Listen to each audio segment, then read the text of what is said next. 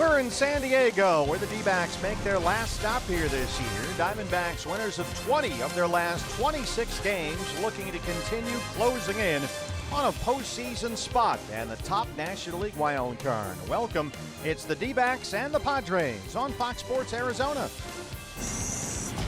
Good evening from Petco Park, and welcome to the broadcast. Steve Berthiaume, Bob Brenly along the way. The fight for postseason takes us here to San Diego for the final time this year. In fact, hard to believe it's our second to last road series of the season. Tonight, Patrick Corbin, Bob, gets the baseball for the Diamondbacks, looking for a career-high 15th win. Yeah, that career-high win total, obviously a personal goal for Patrick, but you know it's very important for him and for the Diamondbacks. You see what he's done over his last 7 starts. He has absolutely been fantastic. The one blemish came against these Padres. Gave up 8 runs on 11 hits in 4 1/3. You know he wants to pay them back. He is up against Luis Perdomo, the ground ball specialist for the Padres. Diamondbacks have had no trouble with Perdomo this year. Oh, they've beaten him up pretty good. The 11.08 ERA, 13 innings pitched, 16 runs, 21 hits, including 6 homers. On the upside, Luis Perdomo has pitched 6 or more innings in 10 consecutive starts. It's the first of 3, the D-backs and the Padres. First pitch is coming up on Fox Sports Arizona.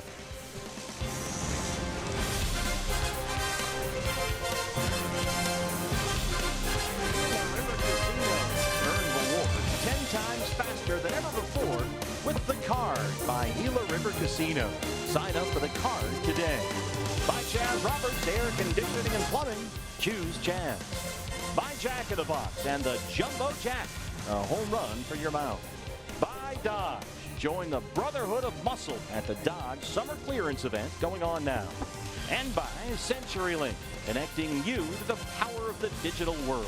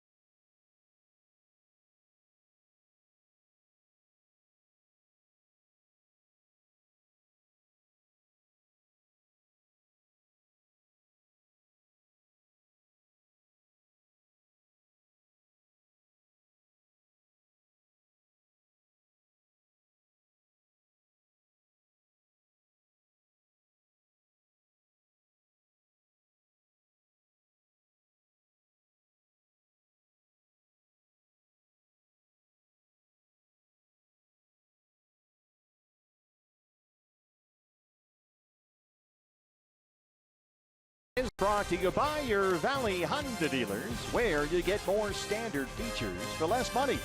By Gigablast Internet from Cox. Get ready for the gig life. By Oregano's. Step up to the plate for a guaranteed home run. At Oregano's, your neighborhood pizza joint. Location statewide. by Phoenix Raceway. See Dale Jr.'s final West Coast race at the Can-Am 500 November 12th. Tickets at phoenixraceway.com. And by State Farm, here to help life go right. Talk to an agent today or call 1-800-STATE-FARM.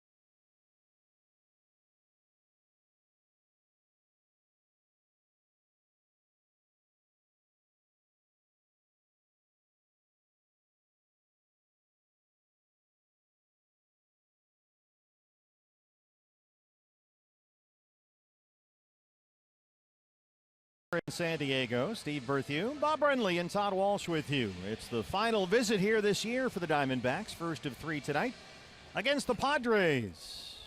And they do a little thing here where they like to turn off the lights and get everybody fired up. Can't put J.D. Martinez in the dark lately. His second consecutive National League Player of the Week award handed out today. And let's take a look at the Diamondbacks starting lineup. It's brought to you by your Valley Chevy dealers.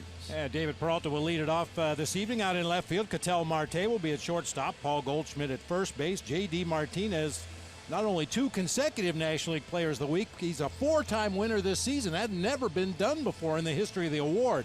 Daniel Descalso will be at second base. Jake Lamb at third base. A.J. Pollock out in center field. Chris Herman doing the catching tonight for left-hander Patrick Corbin.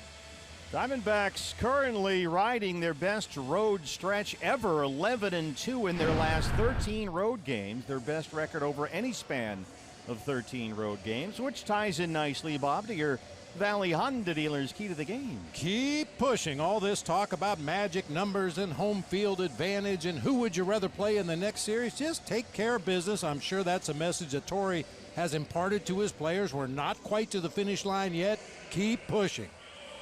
Well, the Brewers won at Pittsburgh tonight, so any wild card magic number scenario involves Milwaukee, so that won't change, at least from the Brewers' perspective. Diamondbacks can drop that number with a win in the series opener here tonight.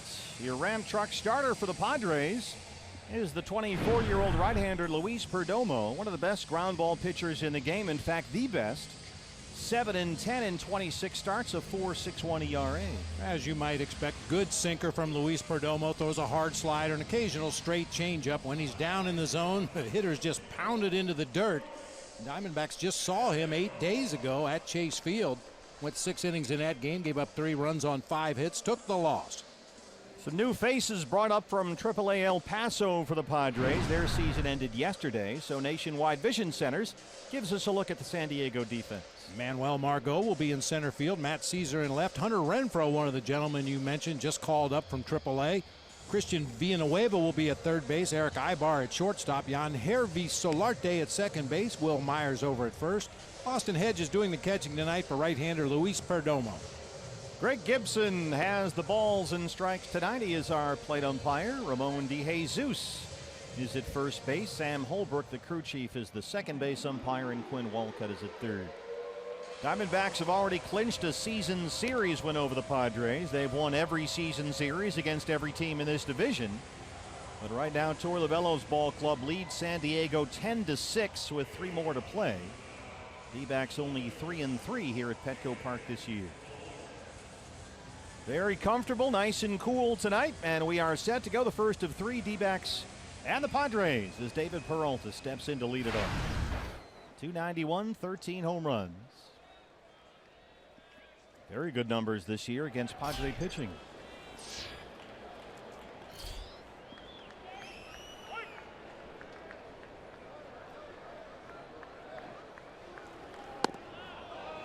Fastball missed, and we're underway. Good pitch to take right there. We talked about Perdomo and the ground balls. Lay off anything from the middle of the thighs down. It's probably going to end up below the bottom of the zone, and you're just going to beat it into the dirt. Perdomo, a ground ball rate of 63%, which ranks as the best among all major league starting pitchers. He is #1. He's induced 28 ground ball double plays this year, so when he gets in trouble, oftentimes he can work his way out of it. Behind on Peralta, 2 balls and a strike. There's a look at the San Diego defense.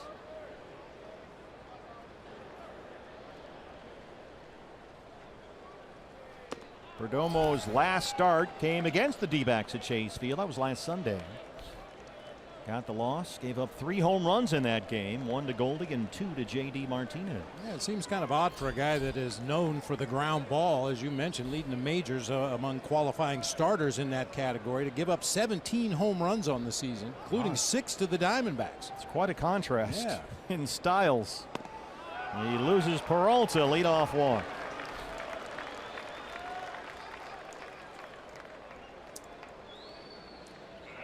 I like your idea. Anything down low, just lay off. Yeah. It's not going to be the result you're looking for anyway. I mean, you know, certainly a guy like J.D. Martinez, who's a real good low ball hitter, you know, you give him a little more leeway swinging at that low sinker. But for most guys, you're better off trying to make him get the ball up in the zone. Shortstop Ketel Marte batting second tonight. Villanueva in a step or 2 at third on the grass. Fly ball center field. Manuel Margot to the warning track.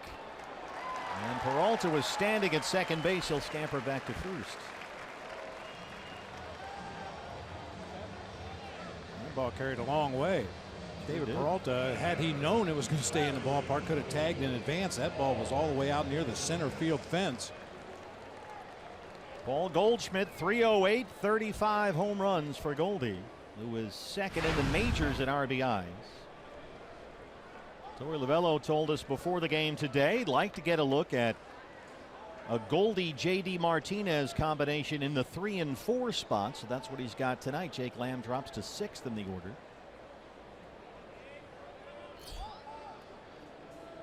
Goldie comes into this series riding a 5-game hitting streak. Blast that one toward the right field corner, but it's slicing out of play. Goldie has some ownage here. 3 career home runs against Perdomo, 8 for 17 against him all time. Our Cox high-speed highlights. Not a cheapie in the bunch. Oh my. Yeah. And you notice those pitches all up to Goldie. Waited to get something up around belt high and then just crushed it. So a good night certainly, and a good matchup to move him into the 3-hole in the order. With Martinez on deck.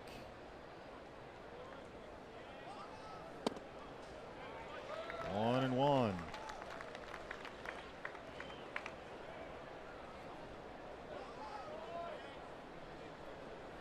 Goldie's next home run, he's got 35 this year, will tie his career high.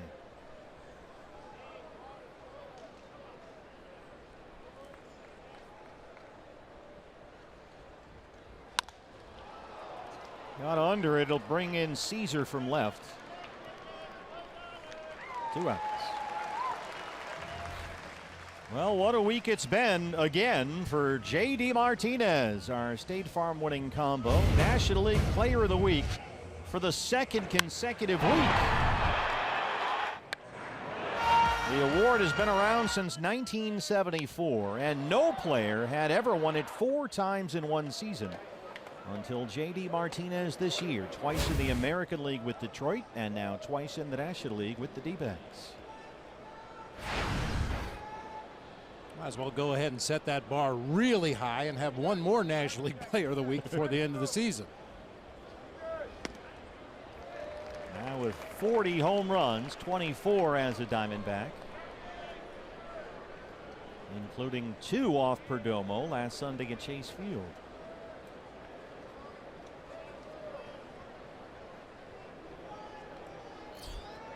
J.D. homered yesterday at San Francisco. Back. It's interesting the way Myers holds Peralta on the bag. Now he's on the bag, but for the most part in this half inning, he's been a few steps off it, squared to the plate. Yeah, as long as he's going back to the base on a pickoff attempt, that's perfectly legal to come off, as you see him do right there, a couple of steps. As long as he's moving back toward the base, if there's a pickoff attempt, that's perfectly legal. 0-2. Always a little tougher for those right-handed throwing first basemen on pickoff attempts, because as you can imagine, the glove's on your left hand. You reach out, catch the throw from the pitcher, and then have to drag that tag all the way back to the base, whereas a left-handed thrower, you just put your glove right there near the base and hope the pitcher can hit it and drop the tag straight down on the bag. Good breaking ball there from Perdomo. No balls, 2 strikes. Foul to third. There's Villanueva making his major league debut tonight.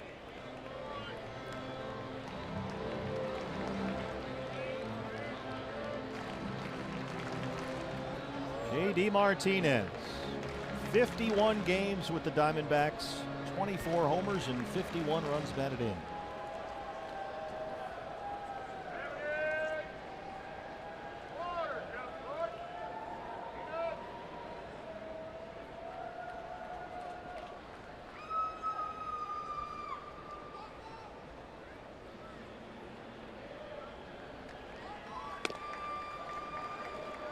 Tried another slider, missed with it, 1-2.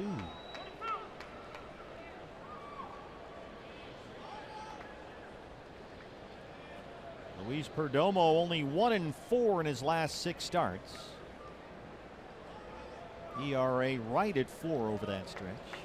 Diamondbacks have beaten him all 3 times they faced him this year.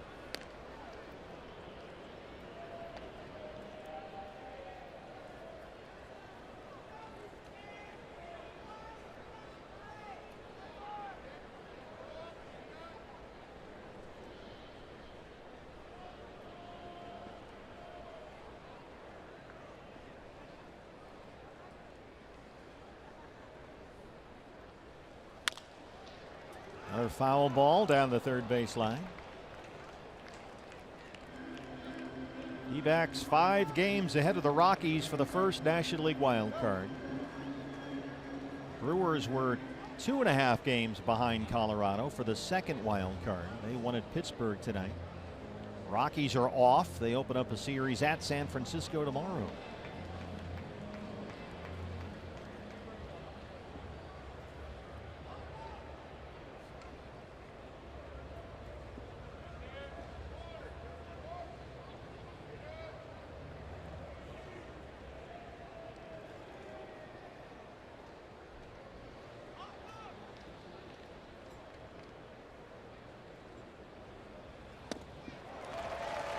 Struck him out, went to the fastball. Perdomo strands the leadoff walk. Patrick Corbin coming up.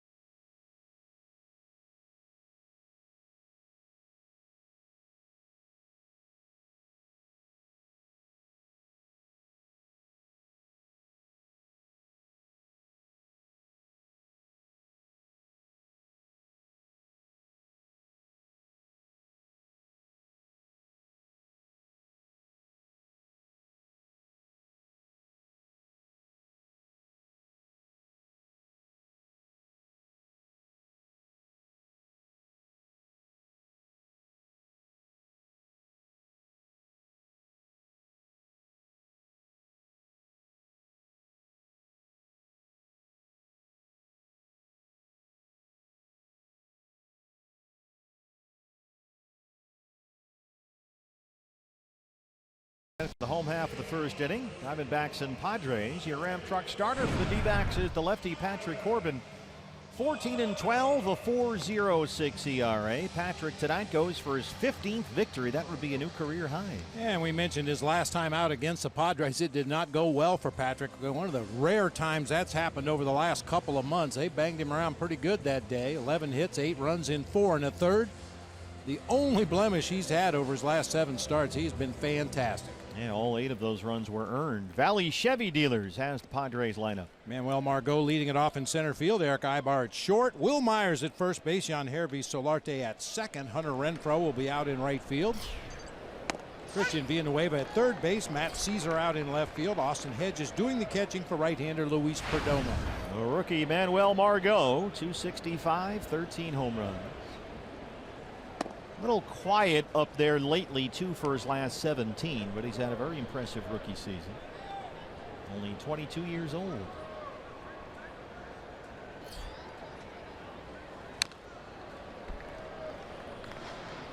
I think Margot is a guy that the Diamondbacks are going to have to deal with for a long time to come. Pretty good-looking young center fielder, covers a lot of ground defensively out there, and for the most part, he's carried the load offensively, as you said, until just recently here, maybe running out of gas a little bit at the end of a long season.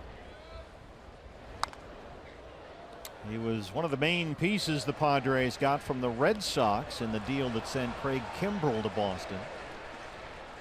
And Margot had 5 hits in the series at Chase Field last weekend.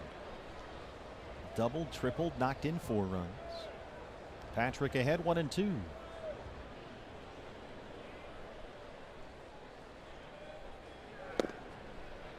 Fastball missed, 2 balls and 2 strikes. Patrick Corbin just sensational last 7 starts, 6-1. Ibar, who's been a thorn in the Diamondbacks side all year long, batting second tonight.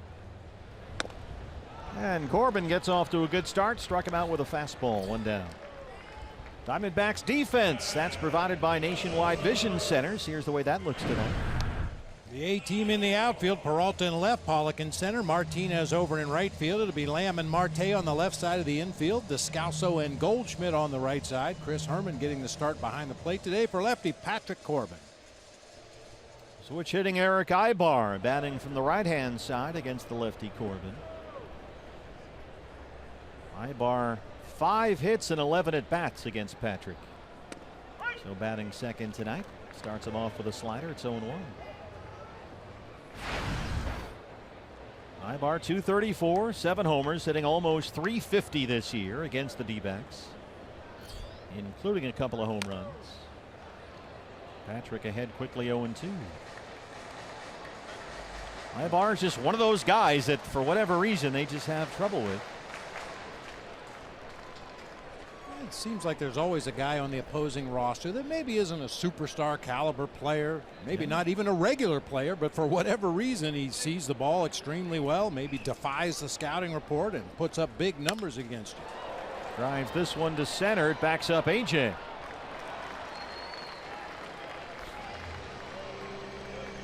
When I was working in Chicago, Chris DeNorfia was that guy for the Padres against the Cubs. He'd get 3 or 4 hits every game against the Cubs. Just couldn't get him out. Yeah, he was a D-backs assassin for a while too. Will Myers. He's matched his career high with those 28 home runs set last year. And a 2-homer game against the D-backs last weekend at Chase Field.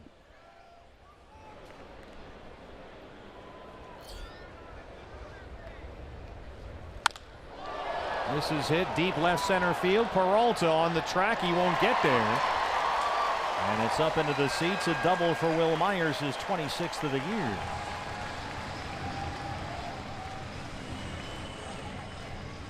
Now Patrick's reputation coming into this game is throwing strike 1, so the Padres being very aggressive against Corbin here in the first. Myers swinging at the first offering, a fastball up and out over the plate, and bounces it up into the seats for a 2-out double. I mean, just like the Diamondbacks have advanced scouts out looking at opposing teams, they study video of the pitchers on the opposing staff. Every team does that. So the Padres, it appears, are going to be very aggressive early against Patrick Corbin. Now, and Hervis Solarte, 17 home runs, a career high. He homered yesterday in their win over the Rockies at Coors Field.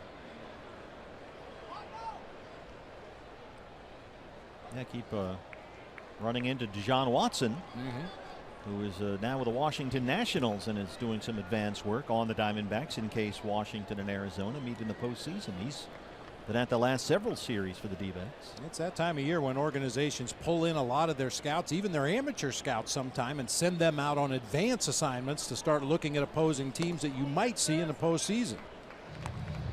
I'm sure those teams that have already clinched, the Indians, the Astros, the Nationals, Dodgers, they have scouts at all the potential postseason opponents. What do those guys look for in particular, other than obviously just who's hot and who's not? Well, that's probably the most important thing you can come away with. But at this time of year, you start looking at signs too. You want to see if there's a certain indicator that a manager gives, or does a third base coach fall into a certain pattern when he gives the signs. I mean, I think back to that 0-1 season, we had a whole page of possible keys to the Yankee signs, not only from Joe Torre to the third base coach, but from the third base coach to the catcher, or to the hitter rather, signs from the catcher to the pitcher, signs from the catcher to the infielders on bunt defense plays. We had pages of scouting reports on potential signs we could steal. Was it too much? That sounds like a lot to sort of decipher. Well, it probably was, but that's why we didn't give it all to the players. You know, you accumulate all that material in the coach's room, you go through it, you kind of get the Reader's Digest version, what the players can digest and absorb and hold for the game that night. But yeah, it probably was a little bit too much, but you'd rather have too much than not enough. It ended up working. 2-1 is swung on and fouled off right in front of Glenn Hoffman coaching at third.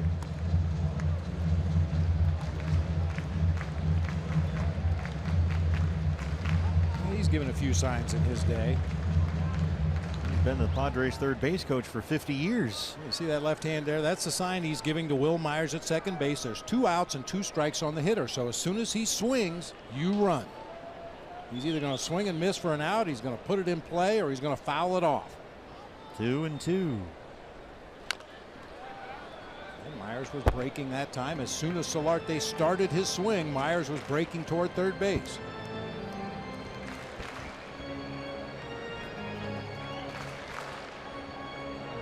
Give that sign to coaches where both palms are down. They hold their hands up about neck high and just kind of point. That means freeze on a line drive. Make the line drive go through.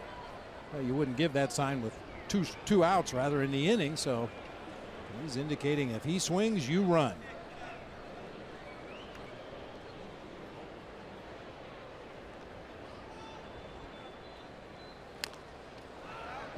Solarte being a pest here. Switch hitter batting from the right side. He's much better as a left-hand batter.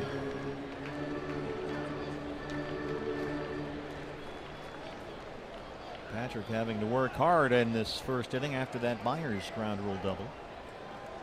There's Andy Green, the skipper. His ball club 66-83. 4th in the NL West, 30 games behind the division leading Dodgers.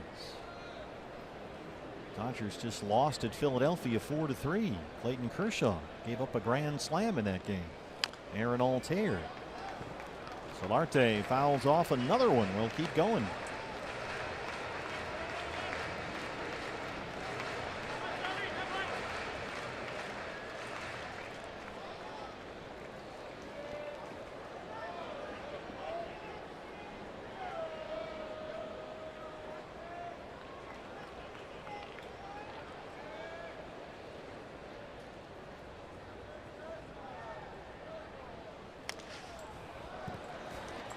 Uncle.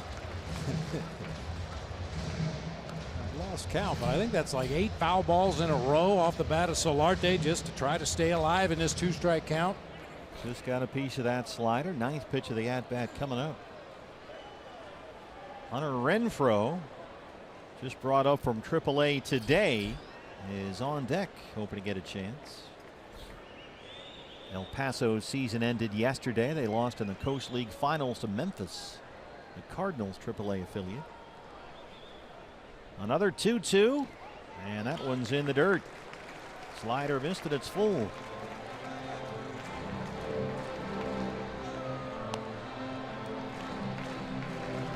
Quickly, this has become a 20-pitch first for Patrick Corbin.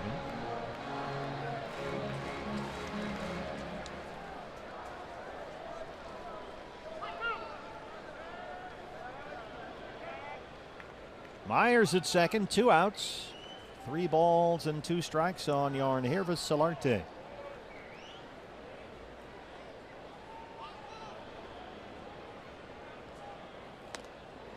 Just inside, Myers breaks for third. No throw from Herman. It's ball 4. A double and a walk with 2 outs, and Renfroe gets a chance. Pretty good battle right there between Corbin and Solarte. Misses inside with a fastball. Gets far enough away that Will Myers easily advances on to third base. So Renfroe just recalled from AAA El Paso today. 230, 20 home runs. The rookie. His first appearance with the Padres since August 17th. They didn't like what they saw from Hunter Renfroe, so they sent him down to the minors hoping for a wake-up call. He's got a whole lot of power. But he's pretty close to being a WW. And that was one of the big issues with Andy Green.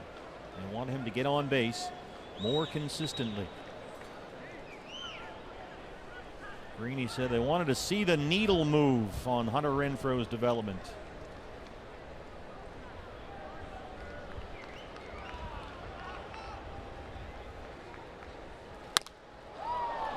Along the right field line and drifting into the seats. Well, if the needle doesn't move, you become way too predictable.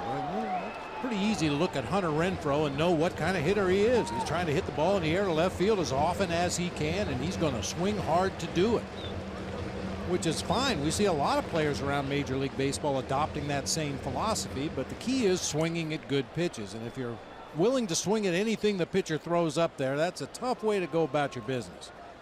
He's always had a very violent swing, kind of lunges at the ball a lot and has almost no plate discipline. But when he connects, he can launch him with the best of them. 1-1. It's this one in the air. Deep center field. Pollock at the track. He's at the wall, and it's gone. Hunter Renfroe is first at bat back in the big leagues. A 3-run homer, and it's 3-0 Padres.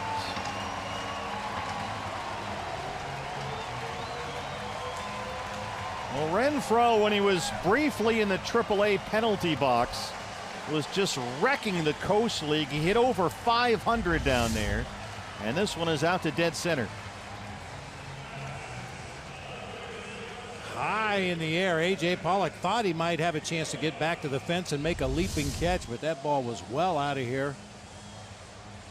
Now, the key to the game was to keep pushing. It was intended for the entire ball club, but specifically for Patrick Corbin. Down in a 3-0 hole in the first inning, but you know your offense is going to break through against Perdomo, so hold them right there. Major League debut, first ever at bat for 26-year-old Christian Villanueva. His numbers at El Paso this year, where he led the team in RBIs. Got him to the Coast League Final Series. I heard the name Villanueva when I was working in Chicago. He was part of the deal that came from the Texas Rangers to the Cubs in the Ryan Dempster deal, but he was in the low minors at the time. We just heard the name, never really saw him play over there.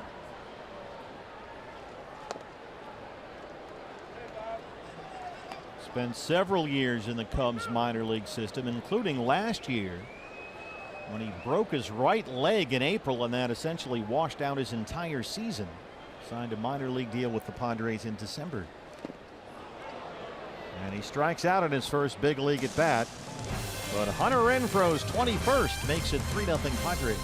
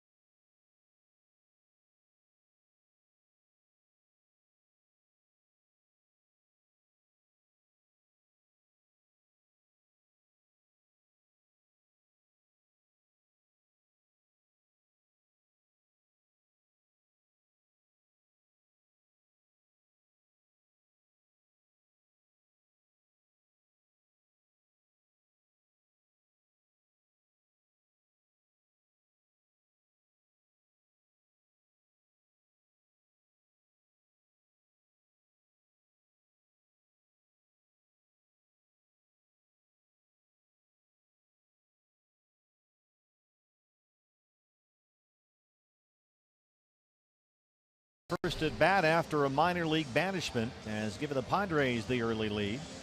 Fans, it's the fight for postseason, and this is your last chance to register for your chance to buy D-backs postseason seats. Sign up online right now. dbacks.com/postseason. Time is running out. This is it. Final notice to sign up for the right to buy postseason tickets. Daniel Descalso leads off the second against Luis Perdomo, who suddenly holds a 3-0 lead. There's ball one. Descalso, 245, 10 home runs. 3 of them this year against the Padres. Time to get some of those runs back.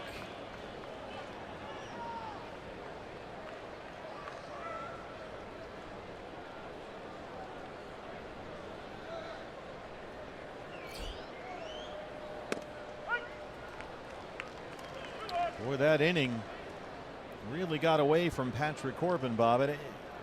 It's hard not to believe that that long extended at bat by Solarte led to the pitch that Renfroe hit for the 3-run homer.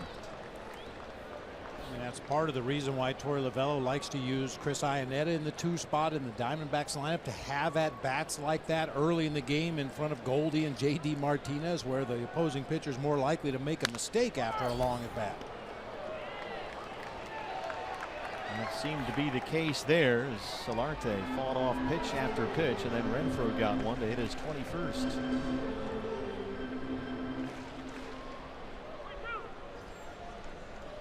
Partner, maybe it's just because we see so much of him, but Luis Perdomo in a lot of ways reminds me of Airman Marquez of the Rockies. Really good stuff, young pitcher that has a tremendous upside, but always seems to give you a pitch to hit every at bat. He'll make a mistake up in the zone. We've seen that from Marquez a couple of times this year with the Rockies, and I think Perdomo kind of falls into that same pattern right now.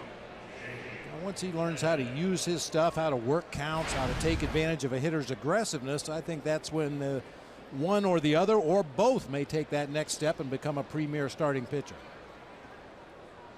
Padres will put the shift on for Jake Lamb now. Jake, for this game, dropped down to 6th in the batting order by Torey Lovullo against a right-hand pitcher. He has just 2 hits in his last 28 at bats.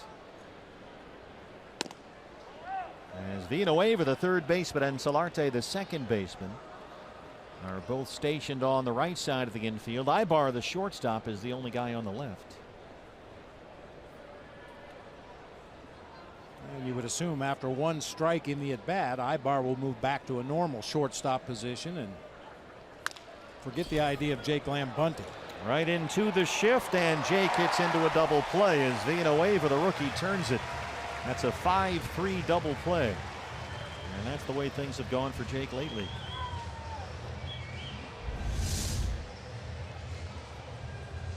Right back over the mound on a couple of hops, makes it an easy play for Villanueva to throw on the run and get Jake Lamb at first base for the double play. So they erase the leadoff walk. Bases empty, 2 outs. A.J. Pollock now. 264, 10 homers. A.J. had the day off yesterday in San Francisco. Diamondbacks dropped the finale against the Giants 7-2.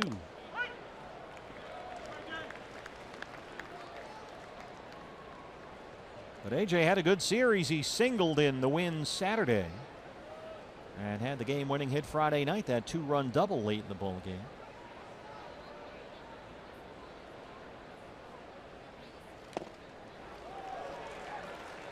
Swing and a miss at that Perdomo fastball, and it's 0-2.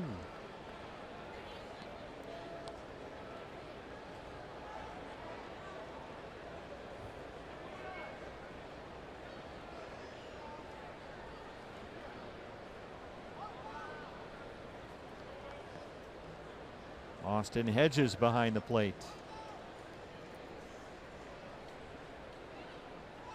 Little pause in the delivery there from Perdomo. Margot runs it down in right center. Diamondbacks trail it 3-0.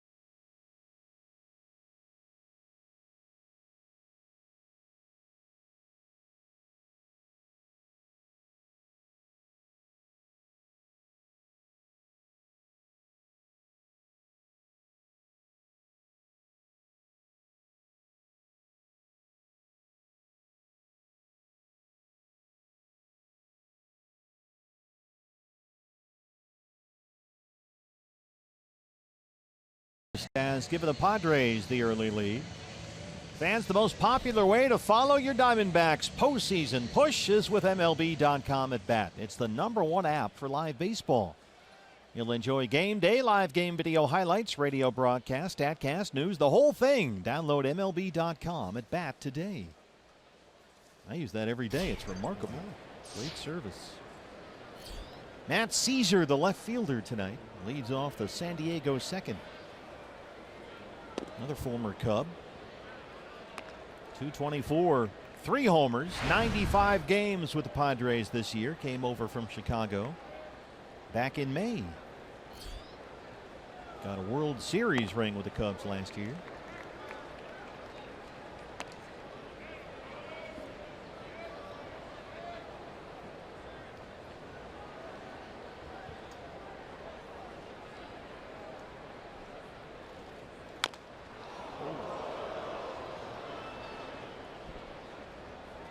Off that front foot. Matt Caesar, speed is a big part of his game. Outstanding defensive outfielder. Ooh, at the shin. Ouch. A2 Brute. Yeah, it'll be better by Christmas Eve. Yeah, you mentioned the speed, of course. He was a great football player at Villanova, wide receiver. Led the team to a national championship in 2009 at whatever 1AA is or used to be. FBCSD ABC. Why'd they ever change that, by the way? That's kind of annoying. Pretty good chance it had something to do with money. Most things in college football do. 2 and 2. I gave you what I felt was a comp between Perdomo and German Marquez from the Rockies. I think for Matt Caesar, a little bit like Peter Borges. Really good defensive outfielder, really good speed. Just hasn't been able to consistently swing that bat enough to earn a full-time job, but always a very valuable member of whatever team they're on. Been a pretty good fourth outfield type. Yeah. Fastball in, missed, and it's full 3 and 2. Those fourth outfielders are always a little more valuable if they can play center field and the corners. And Caesar certainly runs well enough to do that. The catcher Austin Hedges on deck.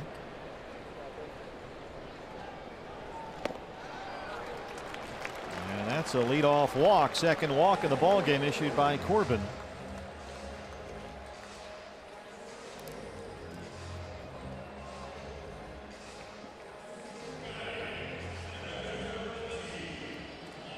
Hedges 209, 17 home runs. He dropped down a beautiful safety squeeze in the 9th inning yesterday at Colorado. That actually scored Caesar from third with the winning run. They beat the Rockies.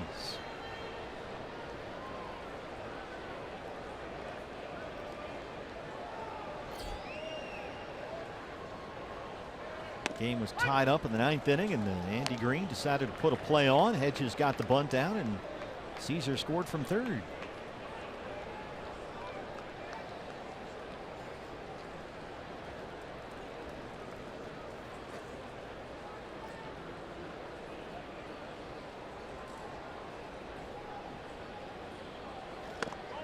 That almost backfired on the Padres. Caesar got a little bit of a late break from third base on the safety squeeze, and I believe it was Greg Holland got to the plate to cover from the mound and had the ball in his glove, and as he applied the tag, Caesar went into a hard head first slide and dislodged the baseball.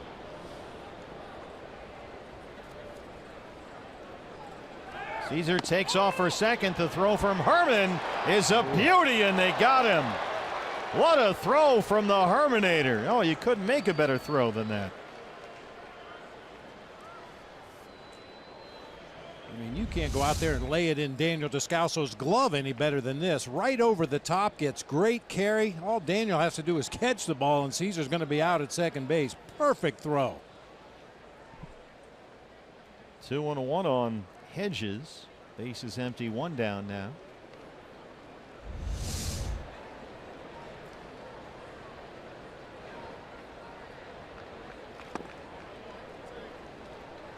Hatcher keeps falling behind in counts. It's 3-1.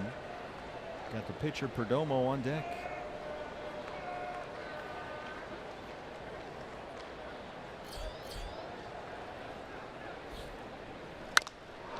This is well hit. Way out of here to left center. And in the bullpen, Austin Hedges, his 18th, and it's 4-0 Padres. That ball was toasted. Well, all the things we said about Hunter Renfroe before his 3-run homer in the first, you can also apply to Austin Hedges. He's a guy that swings hard, swings up, tries to get the ball in the air, and really put a charge on that one. Boy, Peralta and Pollock didn't even move in the outfield. Oh, 92-mile-an-hour heater, inner third of the plate and down. Let's see Hedges posing a little bit. He knew he got all of that one. Wow. Into the Diamondback bullpen. Second home run given up by Patrick today. Here's Perdomo, the pitcher. And he hits one to center that sends AJ scrambling back there, and he's got it just shy of the track.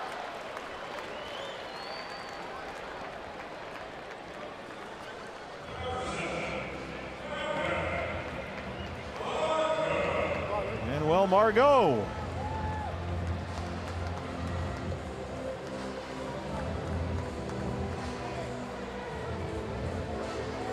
Now 26 home runs given up by Patrick Corbin this year. This is his 31st start.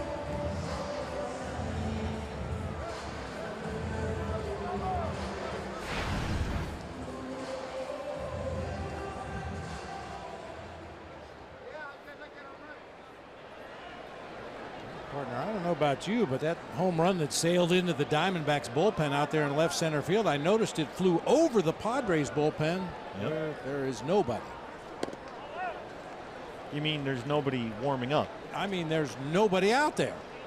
That bench in the front that's empty, that is the Padres area of the bullpen. On the lower level, you see, you know, the 100 Diamondbacks relievers they have up there in the back row, but there's not a soul out there in that Padres bullpen right now.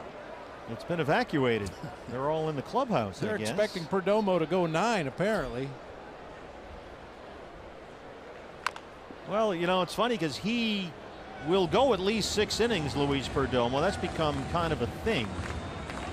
He's gone at least 6 full innings, Perdomo, in each of his last 10 starts. That's the second longest active streak in baseball, behind only Justin Verlander. So maybe they're thinking, we don't have to go out there till at least the 3rd, 4th inning or so. Margot sends one out to right at J.D. Martinez. Austin Hedges hits his 18th. Second Padres home run tonight. They lead it 4-0.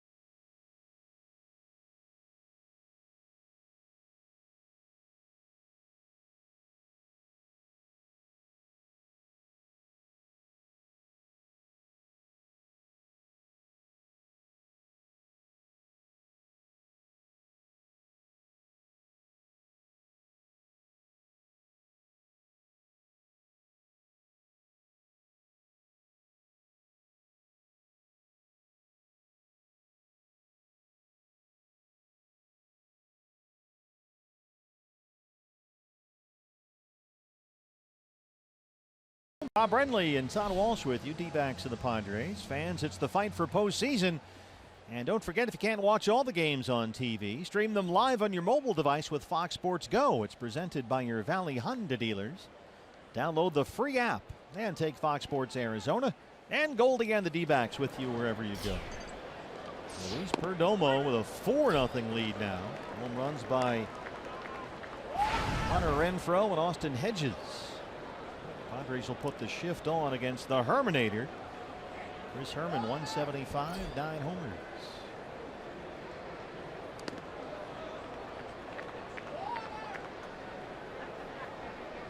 Herman getting the start behind the plate. He doubled in Friday's series opener at San Francisco.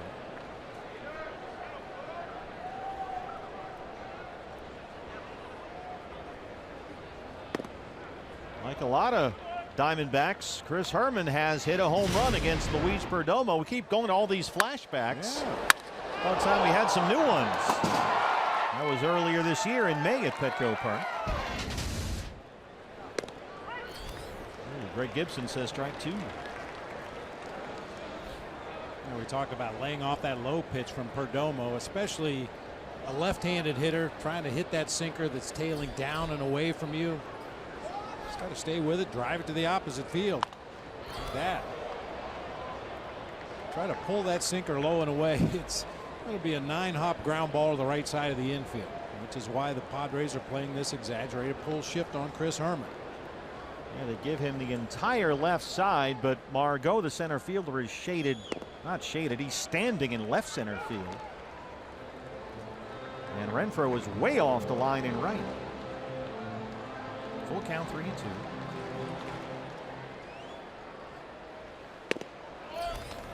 That's the 3rd consecutive inning that the Diamondbacks have had a leadoff walk against Luis Perdomo.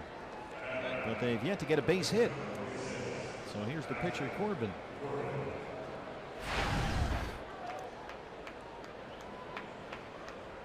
Trailing by 4. We'll see if Torey Lovullo wants to sacrifice that runner into scoring position. If so, that would be the 8th of the season for Patrick Corbin. He's done a nice job. The Diamondback starters have done a nice job getting down sac bunts in key situations this year.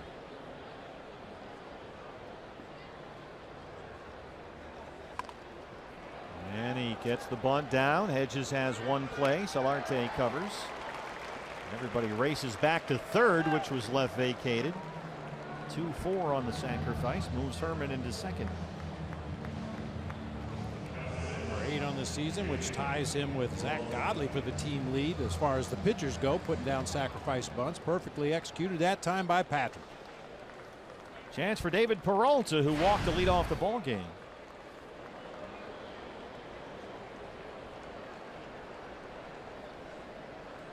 David started all 3 games in San Francisco, had a quiet series, 1 for 12. Herman at second, 1 out. Diamondbacks down 4-0. Yeah, the infield has straightened up for the Padres into a normal position, but the outfield still shifted around the opposite way, much like they did for Chris Herman. Yeah, Margot is standing in left center field. There you see him back there, almost in the middle of your screen, right behind Herman. 2-0. David, a .312 hitter in the first half of the year, but batting .265 in the second half. His pace has slowed since the All-Star break.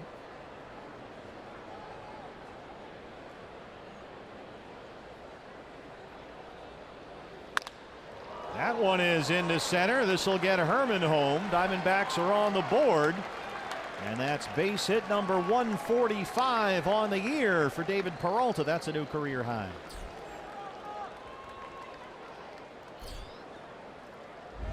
It's enough of a hole up the middle of the field. There's that sinker up just below the belt that time. David's able to square it up and bang it into center field for an RBI base hit. D-backs on the board. That gets Darren Balsley, the pitching coach, out there.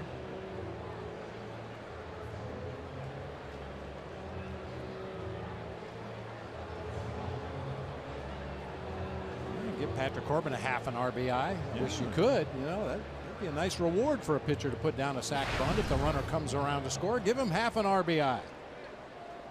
Next year, I think you should have your staff keep that stat. You could do that.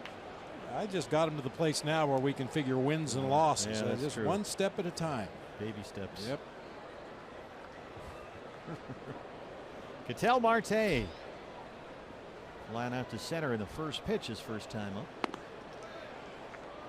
Perdomo missing with his fastball. Or not getting the Diamondbacks to chase more accurately.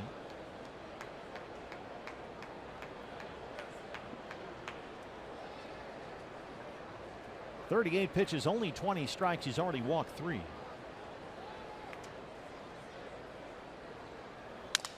That one will dunk into center.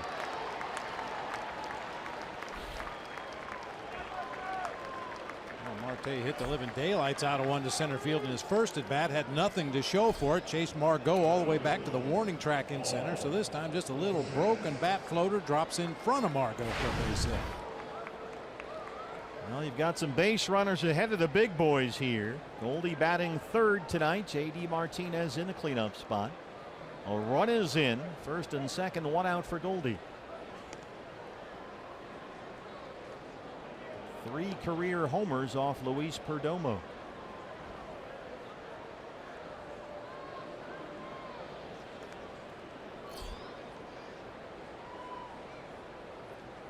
How about a little third inning shock and awe? Well, they've done a nice job in this inning so far of linking the at-bats, building an inning. Pass it off to the next guy. Put some whipped cream on it with a 3-run bomb right here.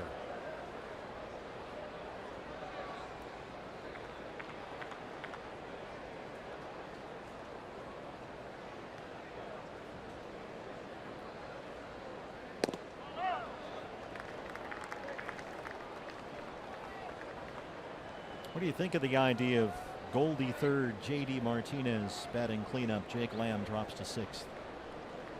I think whatever the skipper thinks is right, I'm all for it. Although, you know, you look at Goldie and J.D. and those two guys right now, you want to get them up to the plate as often as possible. We toyed with the idea of hitting J.D. Martinez in the 2 spot.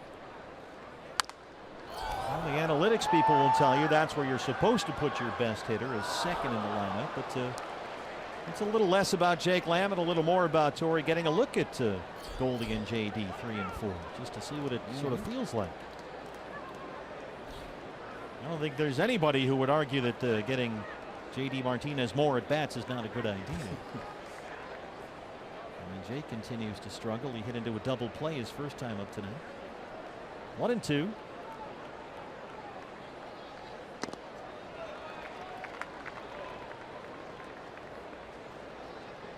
That's one of the things I enjoyed just about as much as anything short of winning when I was managing. Getting to the ballpark early every day, breaking out that legal pad, and just starting to make out lineups. Okay, all right, I like this. I don't like this. We need to move him down. We need to move him up.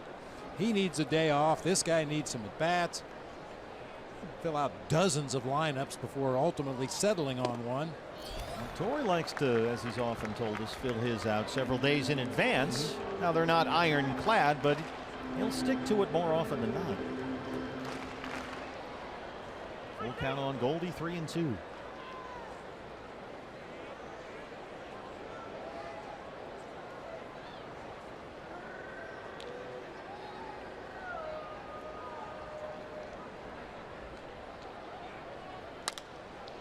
It's a bouncer to third. Villanueva will step on the bag, and Goldie is safe at first. They get the force on Peralta.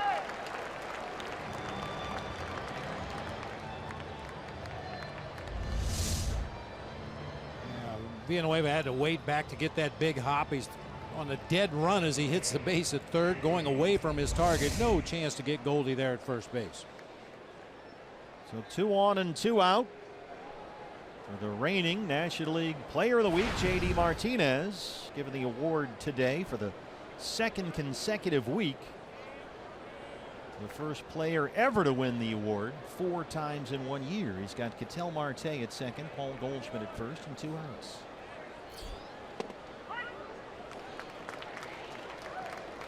First pitch slider from Perdomo, and it's 0-1.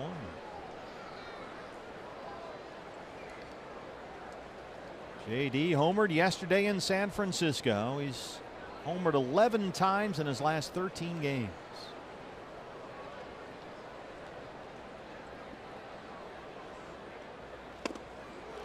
Oh, and 2. Got that hard sinker.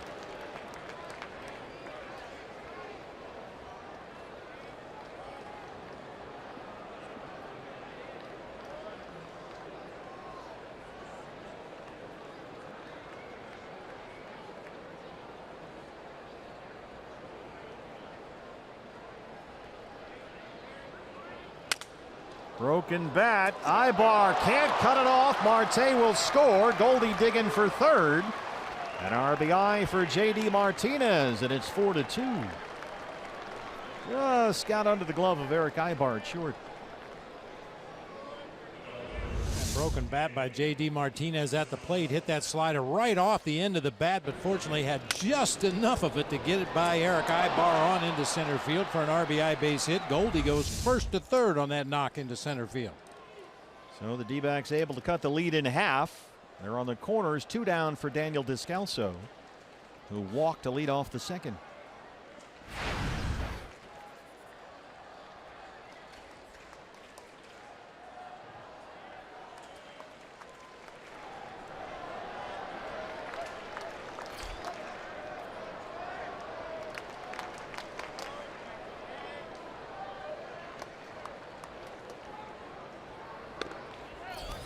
Fastball away, 1-0.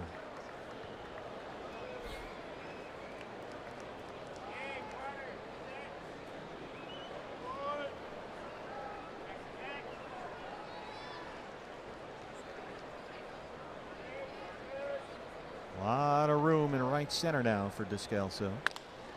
He hits it to left center. Margot is there, and he makes a diving grab. The rookie center fielder saves a run. Diamondbacks get 2. They trail it 4-2.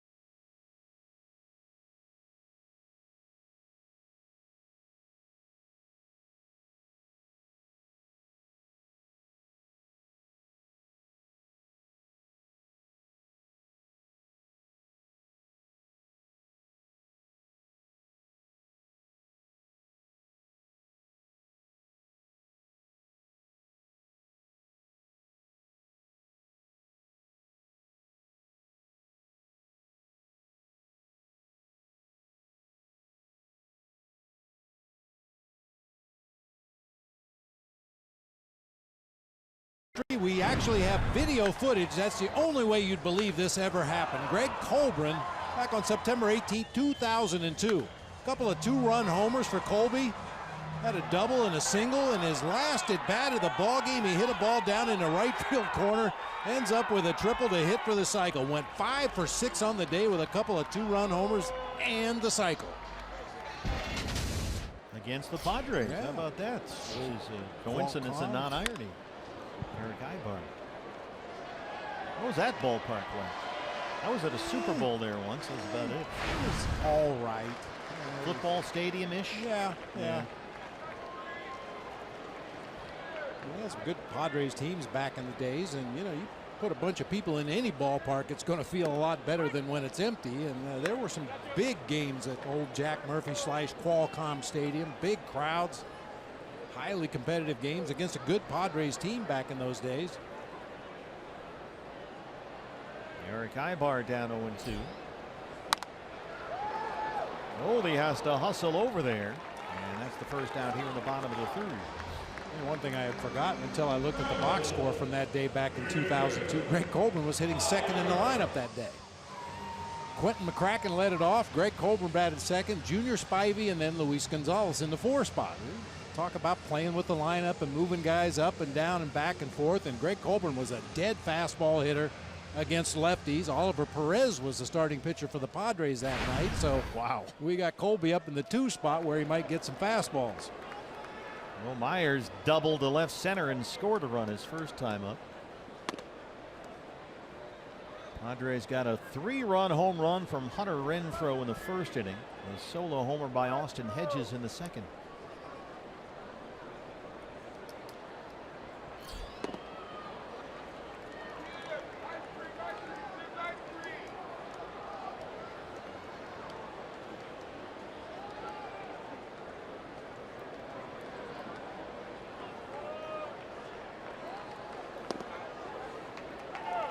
Let's check in and see how much extra hitting Will Myers has been doing lately.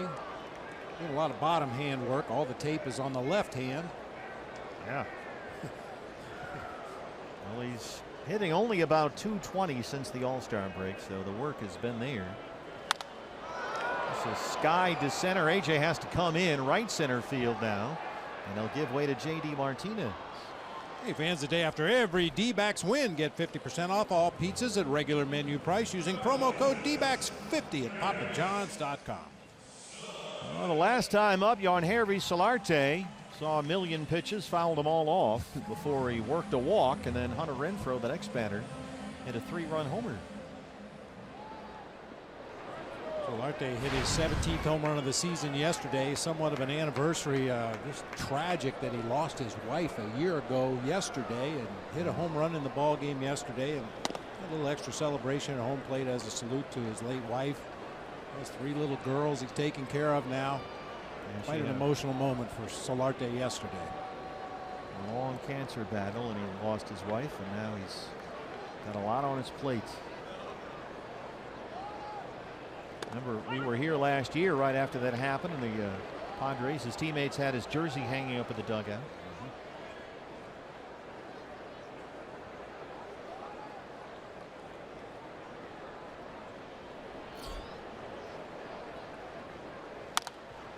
Patrick reaches up and snags it, and he works a 1-2-3 third inning. Diamondbacks through 3 trail the Padres 4-2.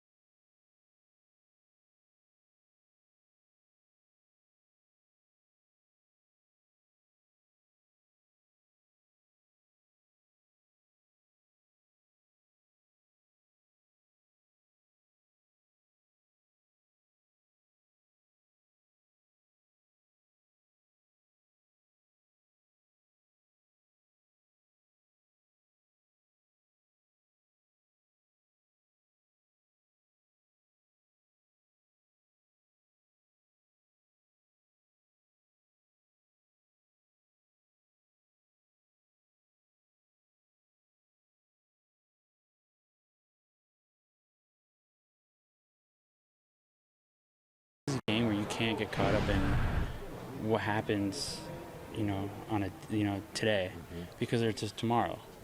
If it was a 1-game playoff, and then that's a 1-game thing, But like this game is, we can lose 5 in a row and then we can win 13 in a row. You never know. Todd Walsh back here in San Diego. There's a called first strike to start the inning to Jake Lamb. And can you guys roll with me here for a minute from JD Martinez in the comments? The reigning player of the week ×2. So yesterday I walk into the clubhouse to do our post-game coverage, and as we've seen so many times over the years, you could hear a pin drop, you know, respecting the loss. It's just part and parcel of pro sports. But J.D. Martinez walked up to the whatever instrument they were using to play the music. I don't even know what it's called anymore. I was going to say a stereo, and just blasted it. So then I had to go over and try and do an interview with Taijuan Walker, and someone had to turn the music down, and J.D. turned it back up again. Didn't think too much of it, and then we were talking to him today about winning his Player of the Week award. He was asked by Nick Pecora of the state's largest newspaper, is that something that you did on purpose? He said, absolutely, I did. I'm just not going to allow guys to just hang their heads because of a loss. Let it go. Just let it go. Breathe. Breathe. You know that feeling in that room, Bob, right? You had to wear it. Sure. Yep. Yeah. I mean, you know, there's a respectful amount of time where you allow guys to kind of blow off steam. Some guys, you know, throw stuff around the clubhouse or scream at the top of their lungs. But, you know, after 5 or 10 minutes, yeah, it's gone. Yes. Let that one go. Who we have tomorrow, let's get back after it. It's an interesting room. There's a liner, Steve. Off the leg of Perdomo, who hustles over there, tries to pass it to Myers. Awfully close. Myers wants them to challenge the call, as Ramon DeJesus says Lamb is safe at first. Here comes Andy Green. He wants to check on his pitcher. He's got the trainer with him. Mark McGuire, the bench coach, on the phone with the video people. Yeah, shot right back to the mound, ricocheted all the way over to the first base line. I think Perdomo, I thought he tried to tag, but it looked just like a backhanded flip that time out of the glove that pulled Will Myers off the base in the estimation of Ramon DeJesus. Did the glove touch the foot right there? I don't know. He may have kicked it out, or he just lost the handle on it. Either way, they will challenge the call of safe at first, so they'll have a look in New York. A lot to look at there. Yeah, a lot to look at. That's an unfortunate carom for Jake Lamb to go right over to the first baseline where Perdomo at least had the opportunity to make the play. There's Sam Holbrook, the crew chief, on the right there. Ramon DeJesus, the first base umpire who made the call, on the left. You know, getting back to your story, Todd, about the stereo in the clubhouse, the two things that have caused more fights in baseball than any other two things: taking extra cuts in batting practice and the stereo in the clubhouse. Tunes. Yeah, I mean, some guys, you know, Yep. we always deferred to the starting pitcher. Whoever's pitching that day, if there's a kind of music you like, that's what we play on the days you pitch. But most of the guys didn't really care. It's just background noise anyway, but I remember we had a relief pitcher with the Giants by the name of Mike Jackson. And Mike Jackson, on an off day one time in San Francisco, went to the mall where they had one of those little mini recording studios where you could go in and, you know, basically karaoke with some music. And he made a cassette tape and brought it to the ballpark.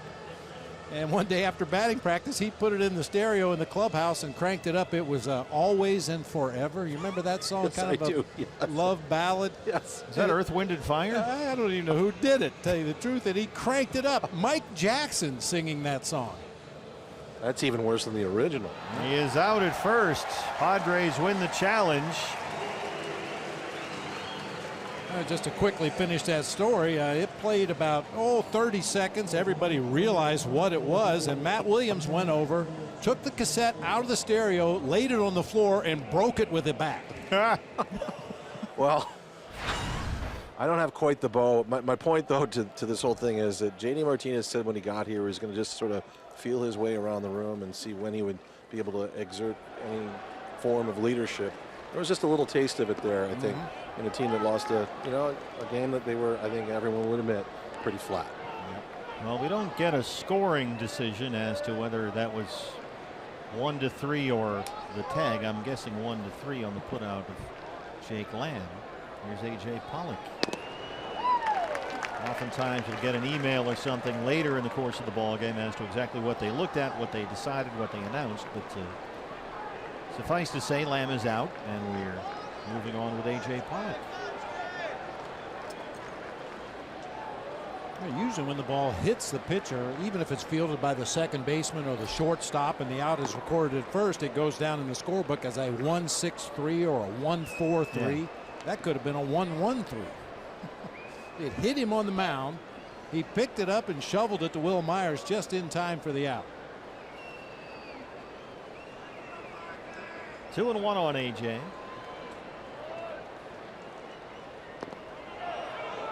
No, we didn't go Ramon de Jesus. 3 balls and a strike.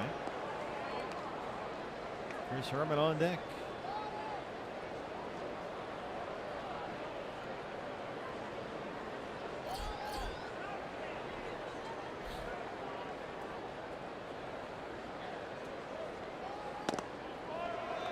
Fourth walk of the ball game issued by Luis Perdomo, who's over 60 pitches through 3 1/3.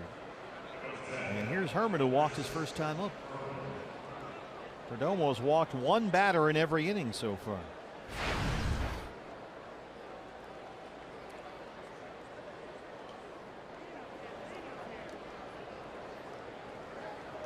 Still nobody in the bullpen, literally. Meanwhile, there's 50 guys in the Diamondback bullpen. Oh, September. Padres will put the shift on against Herman. Villanueva, the third baseman, is behind second base on Sam Holbrook. And as usual, Eric Ibar, the shortstop, the only defender on the left side of the infield.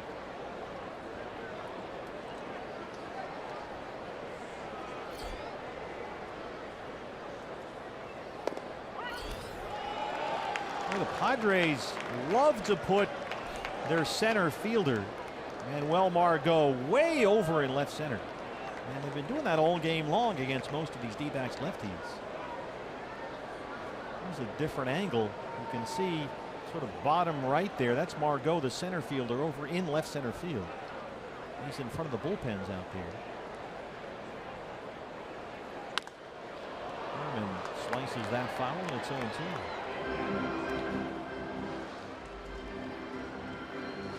I will say that Manuel Margot was positioned perfectly for Daniel Descalso back in that third inning. Daniel lined out to Margot in that gap in left center field. Had he been playing straight up, it would have rolled all the way to the wall for extra bases. Yeah, saved a run with that catch. He had Goldie at third. 2 outs.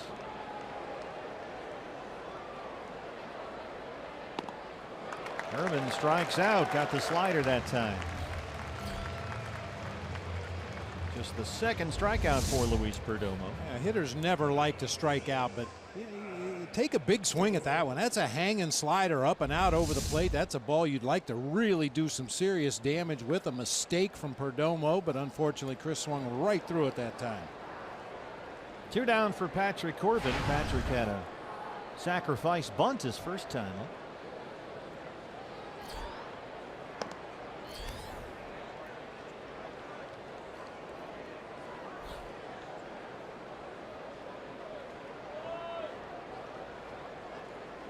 Diamondbacks 5 games ahead of the Rockies for the first National League wildcard spot. Colorado off tonight.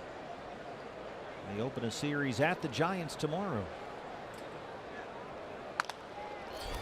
Bouncing ball to second. Solarte collects that one. And Perdomo works around the 1-out walk. Diamondbacks trail it 4-2.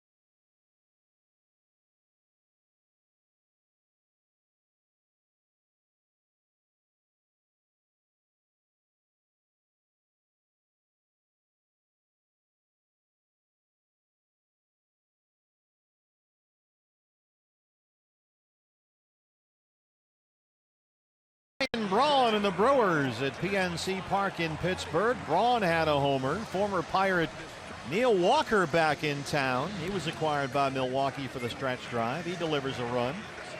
And the Brewers beat Pittsburgh. They're the only team in the wild card race in action tonight other than the Diamondbacks. It's 5 over the Rockies. They are off tonight. They play at the Giants tomorrow. Cardinals are off tonight. They're at Cincinnati beginning tomorrow. Brewers 3-0 winners at Pittsburgh. Hunter Renfroe, who has the game's big hit so far, a 3-run home run off Patrick Corbin in the first inning, will lead off the fourth. It was Renfroe's first at bat for the Padres.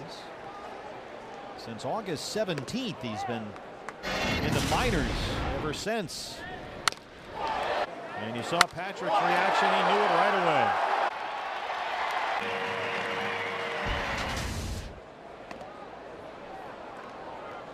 away. Renfroe's 21st of the year. Their first round pick in the 2013 draft out of Mississippi State. Big things are expected. And they just weren't seeing them, so he went to the minor leagues. Now he'll go to first, hit by the pitch.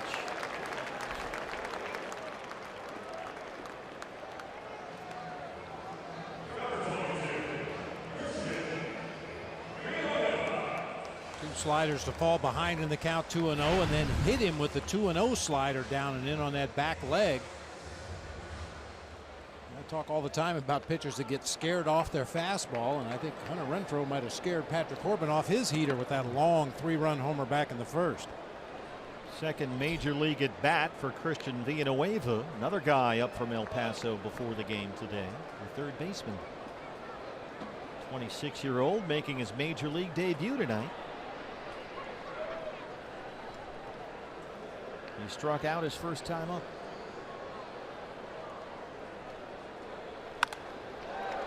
Jake Lamb at third takes a base hit away, and they'll get one. The force on Renfroe at second. Hit sharply in the hole, and Lamb was there.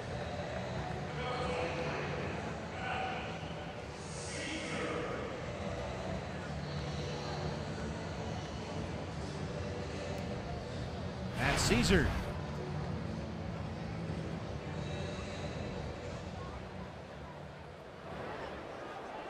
Took me half a season to figure out how to spell his last name. There's that extra Z in there. ZCZ. You learn how to, after a couple of tours through the NL West, how to spell Caesar and Samardzija and some other ones.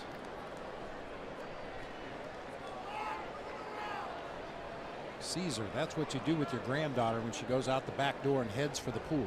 You Caesar. What happens if you have a whole bunch of them? You need help to seize them.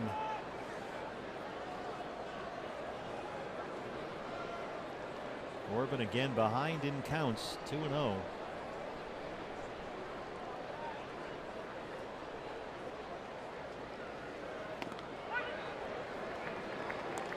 There's that slower breaking ball. Drops it in for a strike. Patrick at 60 pitches, 35 strikes. He's walked 2 and hit a batter so far. He's got 2 strikeouts, given up 2 home runs. One more time for Lamb. They get one. Descalso turns it, double play. They get Caesar at first. We are through 4 in San Diego. D-backs trailing 4-2.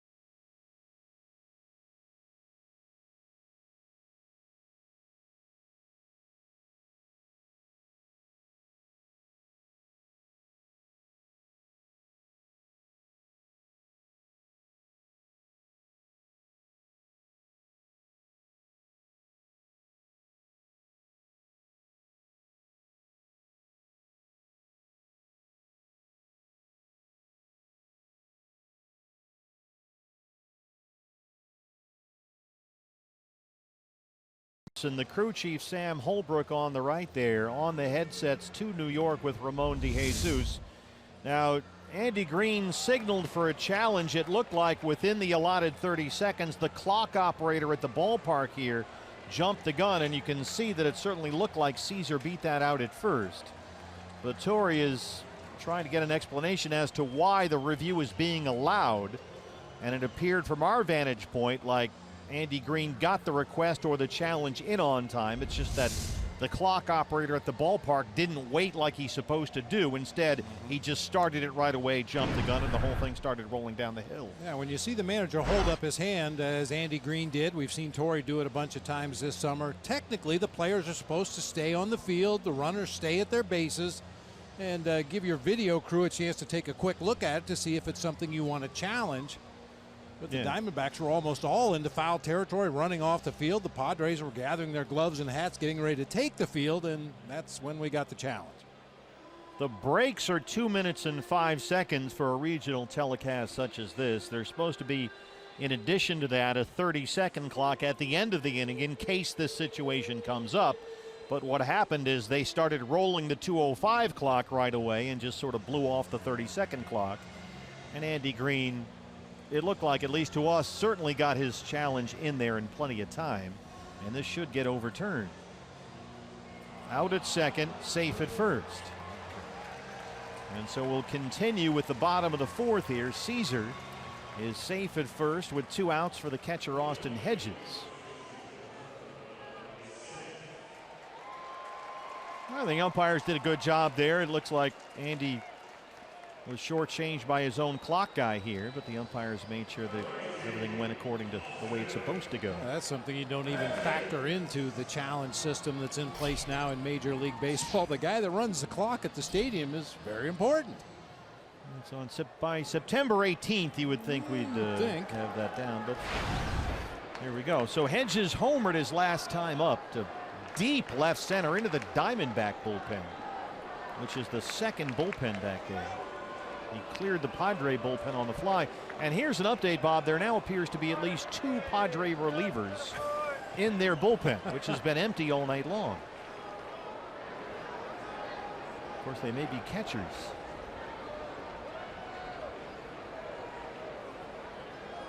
Caesar has good speed over there.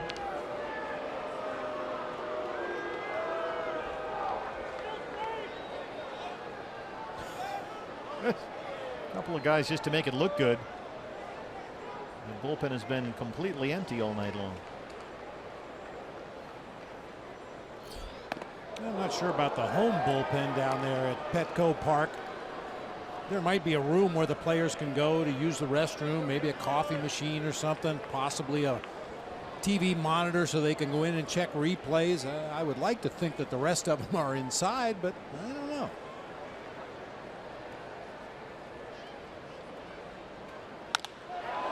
Fly ball right at Peralta in left. And now the bottom of the fourth comes to an end. D-backs trail it 4-2.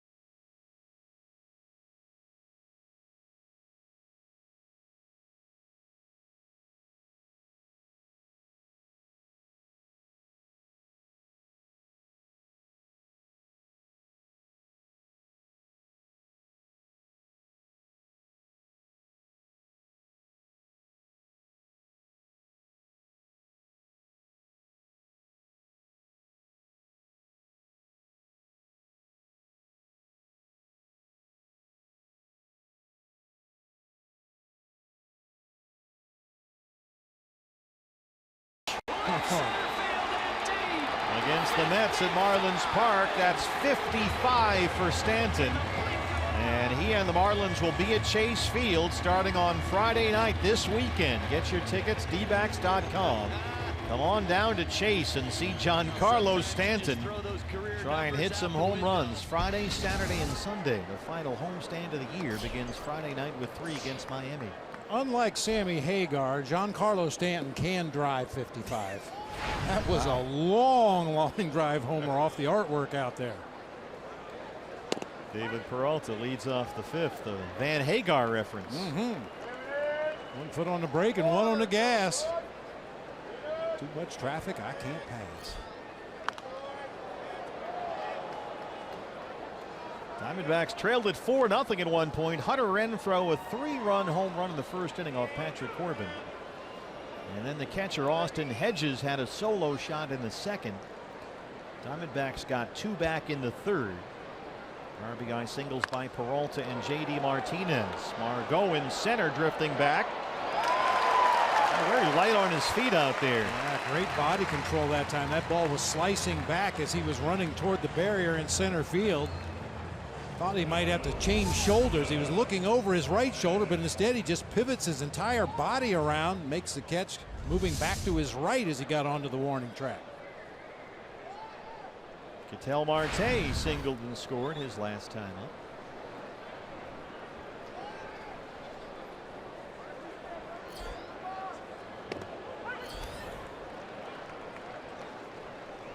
All the Padre brown and gold back there behind Ketel Marte.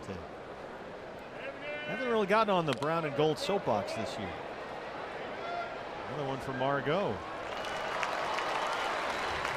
Suffice to say they should be wearing those colors. It's such a part of their identity. Well, there are those here in San Diego that feel like the Padres ought to wear the camo every day. Since the military is such a big part of the area, they honor the military on the weekends here at Petco Park. Former Padre Raleigh Fingers with us tonight. I believe that's Harry the Heckler, and that's all the attention we want to give him. That's your guy. Yep. Didn't you throw him out of a bar one night? Well, it was a public place. I just suggested that perhaps he might want to leave. Here's Goldie. He had been, as I recall, giving you the business all game long, and then went out for a post-game meal and ran into somebody in the restaurant and wanted to say hi. I said everything I wanted to say to him at the ballpark. Caesar drifting over in left center now. 3 fly ball outs for the ground ball specialist Perdomo, who holds a 4-2 lead.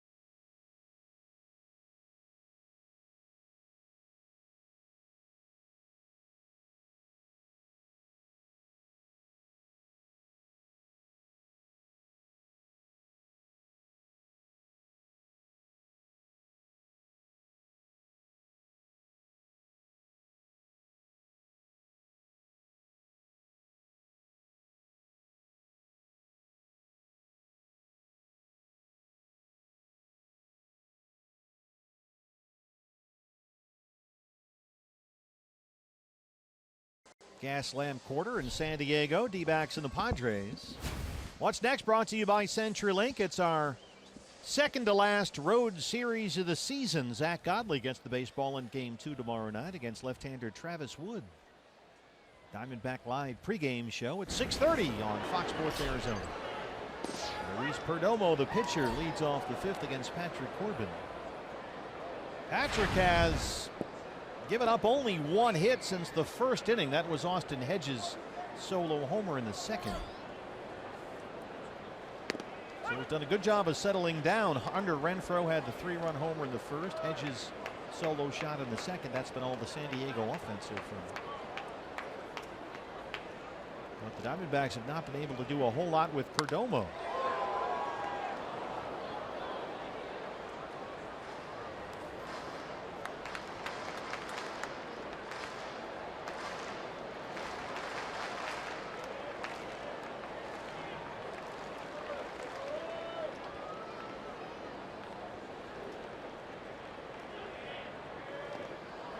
Struck him out. Perdomo punches out to start off the fifth. Hey fans, this is definitely our season, and the D-backs are in a fight for postseason play. Don't miss out on any postseason action this year. This is your last chance to register online for the opportunity to purchase postseason tickets. Visit dbacks.com/postseason. Manuel Margot, the center fielder, 0 for 2.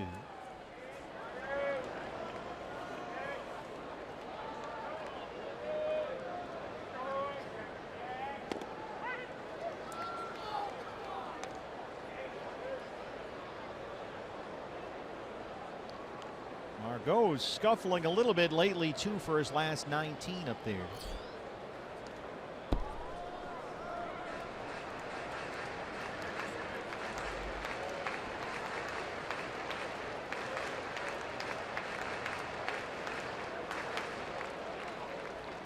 Patrick so far has walked 2, hit a batter. He's got 3 strikeouts, given up 2 home runs.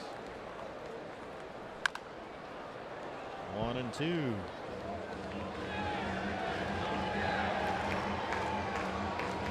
D-backs enjoying what is their best 13-game road stretch ever. They've won 11 of their last 13 road games. First time they've ever done that in any 13-game span of road games thing. Sometimes the wording doesn't quite work out. I get you. And they've won 20 of their last 26 overall. Here's the skipper, Torey Lovullo. It's kind of neat. He's got his son Nick here. We got to meet Nick in Torey's office before the game today. He's with another organization, of course, so he's got to be careful what he says around Nick. Don't want any company secrets to get out. That's right.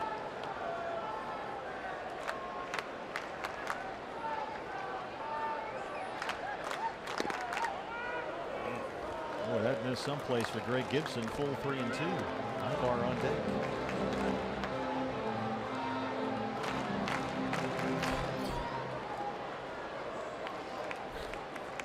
Padres have only 3 hits. 2 of them are home runs.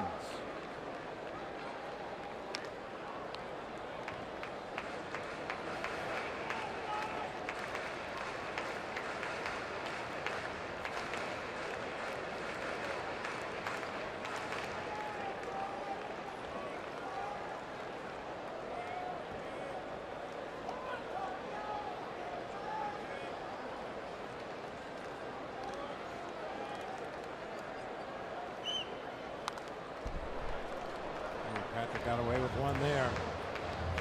Slider that just didn't take the break, stayed up and out over the plate. Fortunately, Margot with that big swing just fouled it straight back. Another long at bat. Solarte did this in the first, worked a walk, and then Renfroe homered.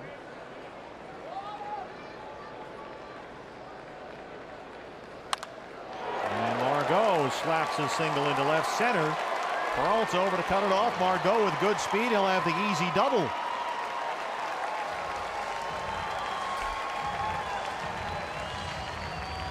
Nice effort there by David Peralta to cut that ball off and hold Margot to a single, but he the grass on the West Coast, even LA at night, San Francisco at night, here in San Diego, the grass gets damp. And you can see David, he just kept sliding. He tried to get to his feet in time to make a throw back to second base, but just kept sliding out there on the wet grass. One out double for Manuel Margot. J.J. Hoover gets busy in the Diamondback bullpen as Eric Ibar, the shortstop, steps in.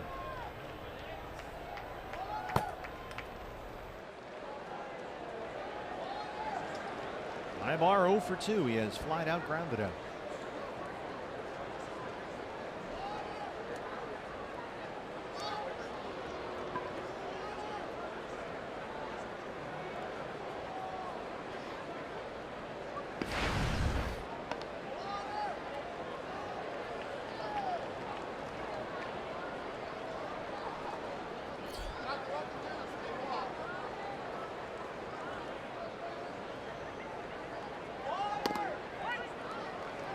Fastball's a strike, 0-1. Ibar, a switch hitter. He's about 280 right-handed, 220 left-handed. Although most of his home run power comes as a left-hand hitter. Margot at second, 1 out.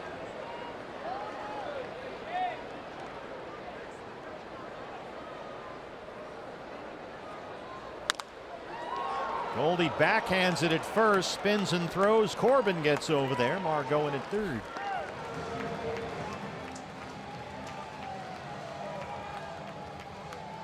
And the batter is Will Myers. We've seen Goldie make that play so many times, you just kind of take it for granted, but that is not an easy play. Diving to his right to make the stop, gets up, has to hit a moving target, and always leads that pitcher right to the base. Myers hit a one-hop double to left center his first time up. Scored on Renfroe's 3-run homer. Mike Butcher out to the mound. Trying to strand that run at third with 2 outs.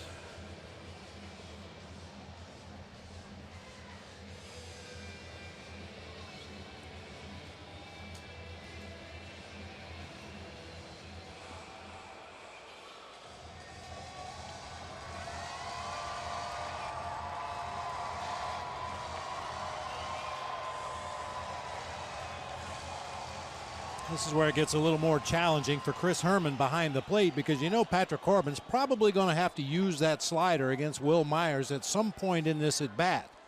That's a pitch that many times will end up in the dirt near the back foot of the hitter, and Chris Herman's got to be ready to block that ball.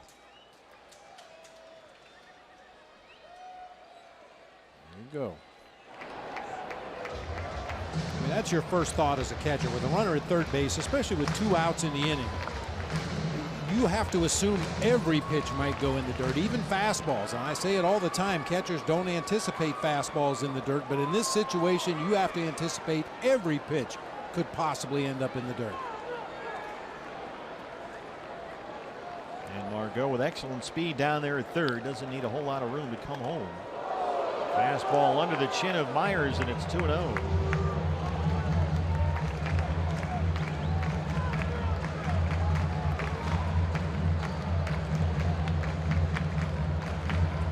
Hoffman coaching at third, and they'll issue the intentional walk to Myers and work to Yangervis Solarte.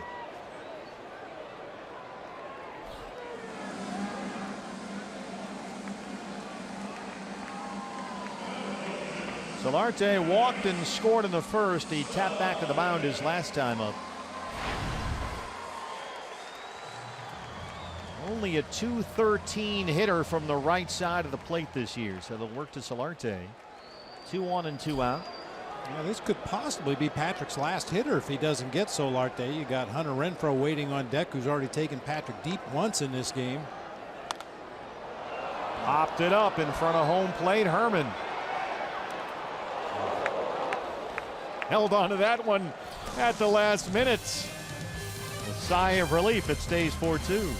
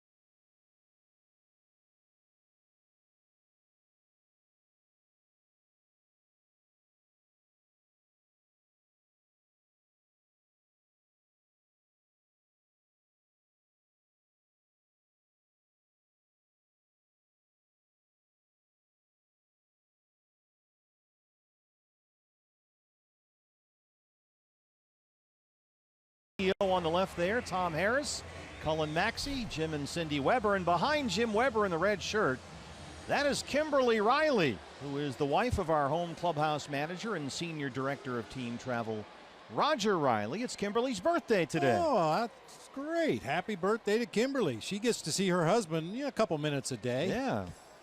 There's Cullen and Kimberly, so happy birthday to Kimberly Riley today. Nice.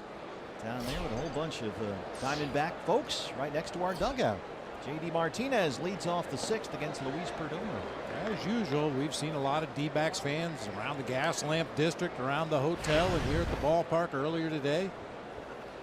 This is a good road trip for D-backs fans. Yeah, and they decided at the last minute just to come down. I ran into a couple of different people who did that. We said, hey, we'll just come out here today and watch the game.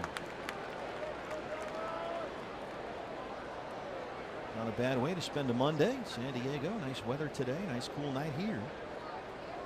Martinez has struck out. He's got an RBI single.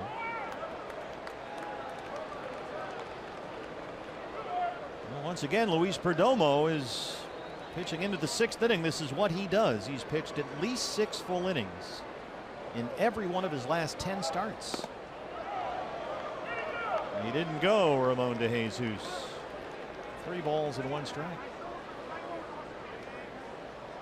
Bumpy ride for Patrick Corbin, but he's kept the Diamondbacks in the ball game after falling behind 4-0 early. And that's another leadoff walk for Luis Perdomo. That's the, let's see, 1, 2, 3, 4th time in 6 innings he's issued a leadoff walk. That 5th inning, Patrick Corbin was able to escape any damage with that pop-up to Chris Herman behind the plate. Watch the mask, however. Oh, that is a cardinal sin for a catcher. Once you find that ball and estimate where you think it's going to come down, get rid of the mask. Throw it as far away as you can so you don't run the risk of stepping on it the way Chris Herman did right there. And a little juggling act there before coming away with that pop-up for the final out of the inning. And he saw Chris had sort of that devilish grin on his face. Oh, I got away with that one. And Taiwan's telling him how it's done. You're supposed to do that with the mask. Throw it way out of the way. Daniel Descalso has walked and flying out to center. Double play ball here if they have a chance. Ibar, but no chance for Solarte. Hit too slowly. They get the force on JD.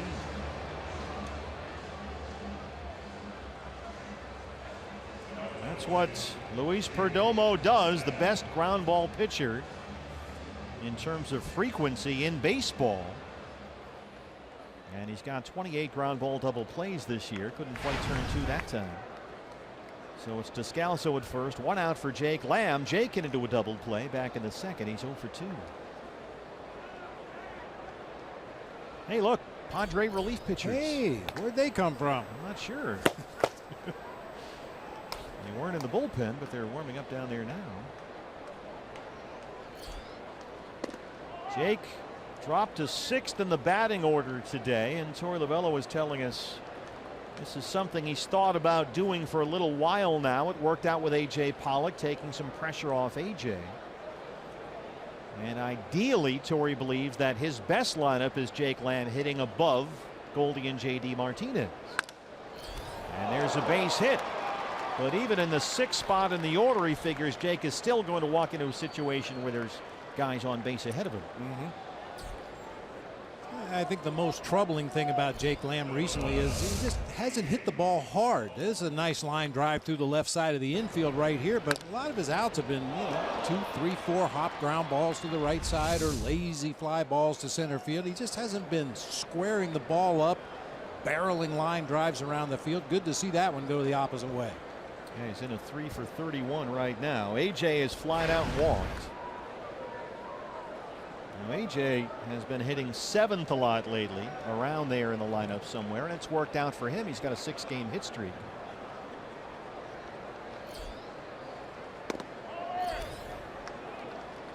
Diamondbacks 2 runs on 4 hits. They've left 4.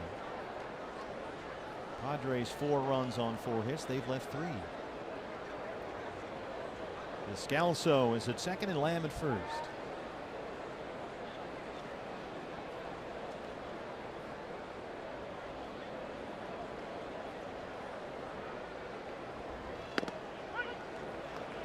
Here's that slider. 1-1. AJ, during his 6-game hitting streak, has 5 doubles and 10 runs batted in. Something in the gap right here would certainly work out well.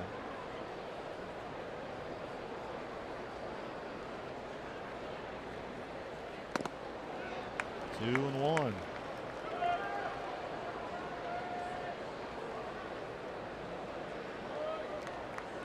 And with that runner at second base, Padres going through 2 series of signs. If you watch Austin Hedges, he'll touch the mask and the chest protector and the shin guards in a certain order. And all that means something to the fingers he hangs down there afterwards.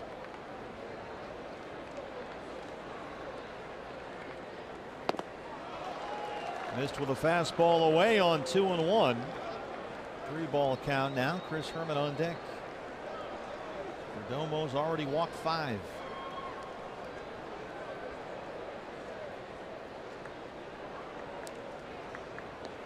Can't recall who the pitcher was, but back in my playing days, I remember Frank Robinson giving us the advance report on an opposing pitcher, and Frank just said this guy can't throw 3 strikes before he throws 4 balls. Make sure if you do swing, it's something you really want to hit, because we'll take the walks. Here's another one. That's 6 in the ball game for Perdomo, the second in this inning. Andy Green has seen enough. The bases are loaded with 1 out for Chris Herman.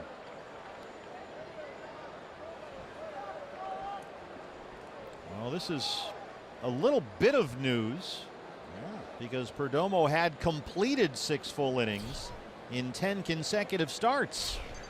Not tonight. 4-2, Diamondbacks trail it.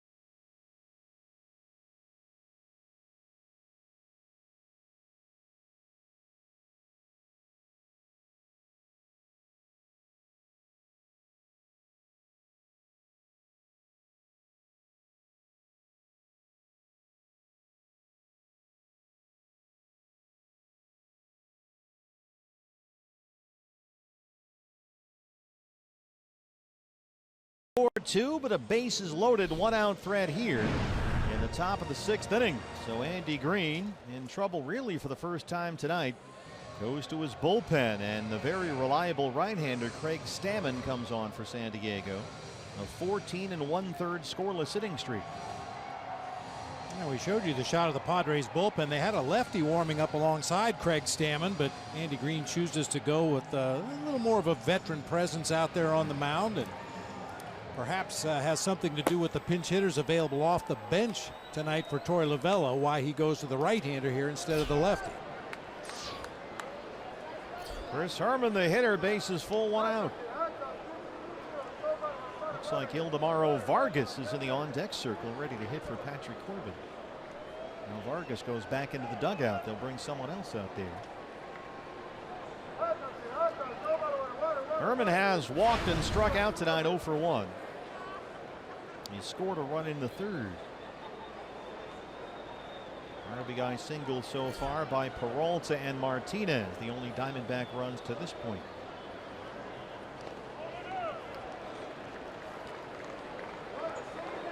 Boy, Craig Stammen has been really good for the Padres this year, very under the radar. He's given up just 3 earned runs in his last 28 games. Thrown a lot of innings, 3rd most in the National League, 5th most among all major league relievers, 76 innings of work this year.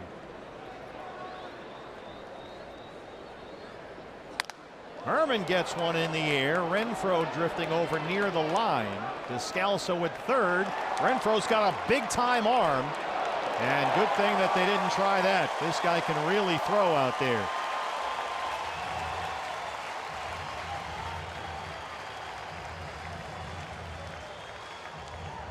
He's got a cannon, Hunter Renfroe. A little deeper, or maybe get Renfroe moving a little more laterally.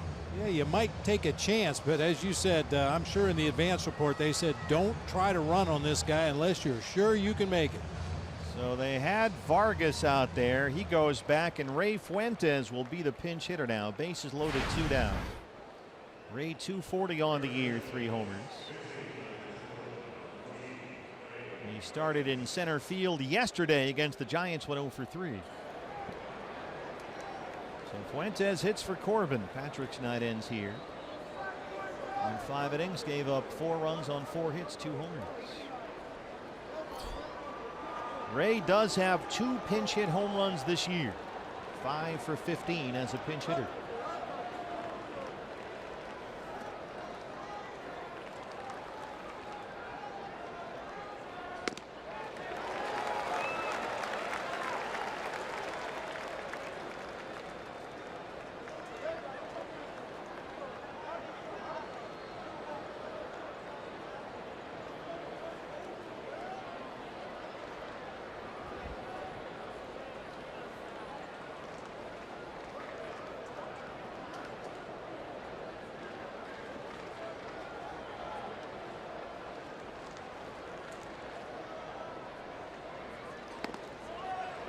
Just missed with a fastball, 1-1.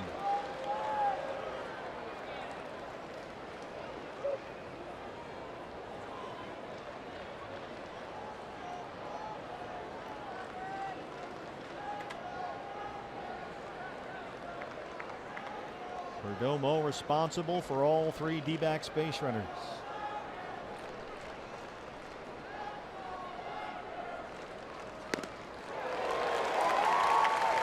1-2.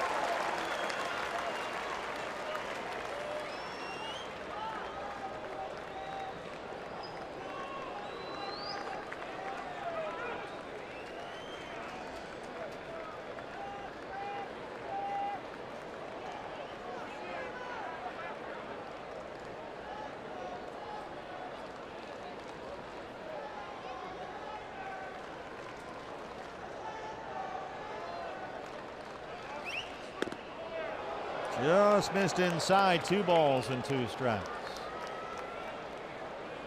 Ray Fuentes, former Padres farmhand.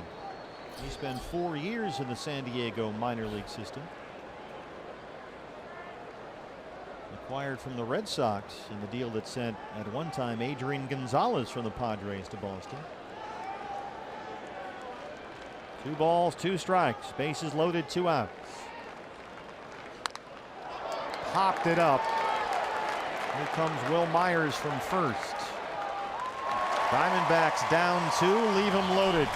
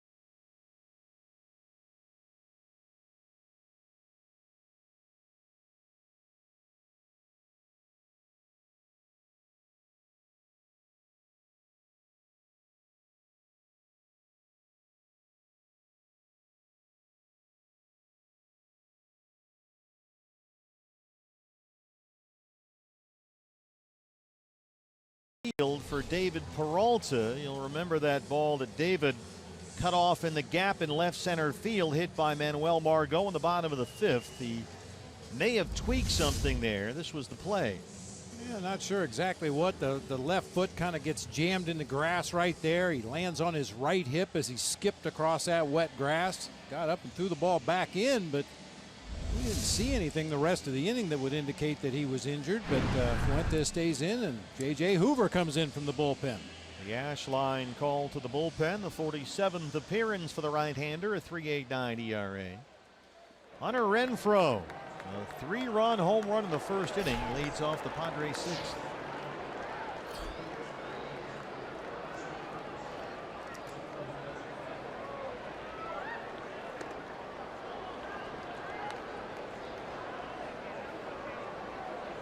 This is Renfroe's first appearance with San Diego since the middle of August, just back up for the minor leagues. He's homered, been hit by a pitch.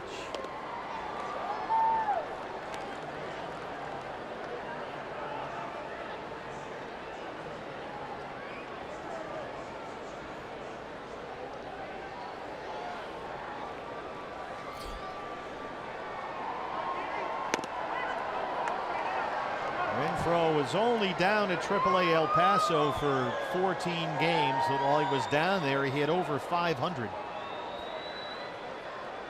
He was player of the week in the Coast League both weeks he was down there.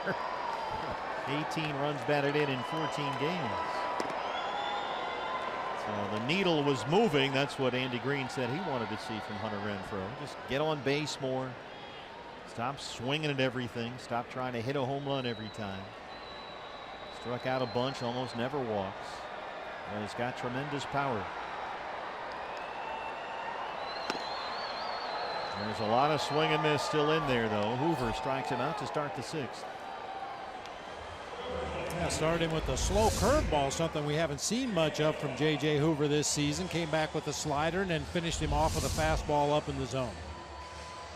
Major League debut tonight for Carlos Villanueva, the third baseman, 0 for 2 so far. Led the AAA El Paso club in RBIs this year, hit 296 down there with 20 homers. 26-year-old getting his first look at the big leagues tonight.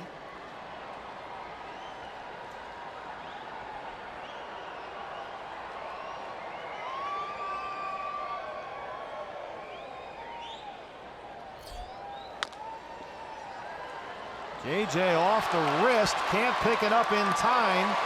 And let's see what they do with Villanueva.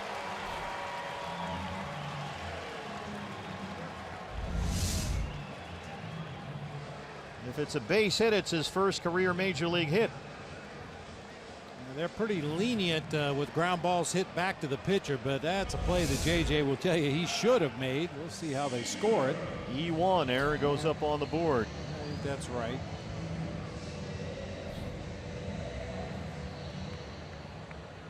And Matt Caesar will be the hitter. He has walked and grounded into a fielder's choice.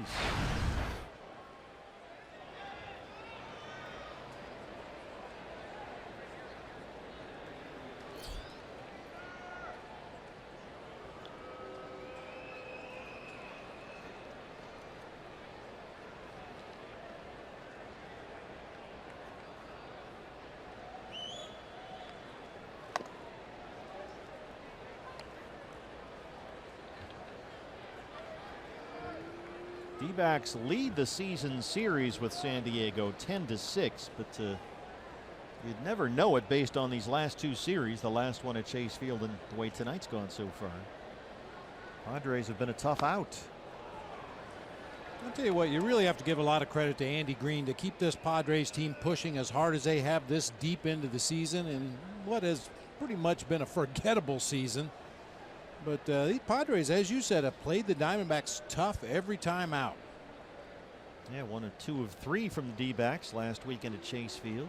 Lead this one 4-2. Caesar shows bunt, pulls back, but takes a strike.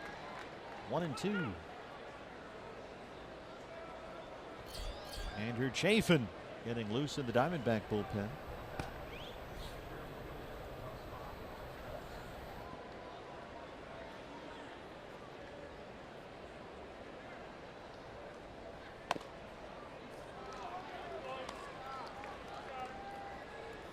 Pitcher's spot is first in the Diamondback order. That'll lead off the 7th inning. After that, Marte and Goldie. The catcher Austin Hedges on deck. 2-2 on Matt Caesar.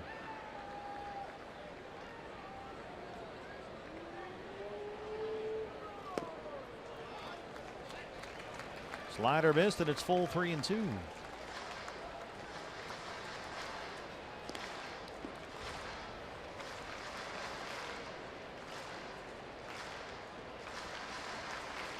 Johnny Washington coaching at first for the Padres. Full count, 3-2.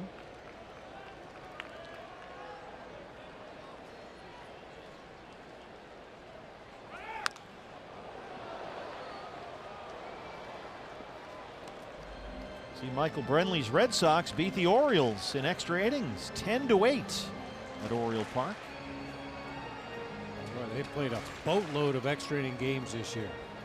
It comes out to like an extra 7 or 8 or 9 games on the season with what they played in extra innings. Kind of what the D-backs did a few years ago. That was a long year. And that's ball 4.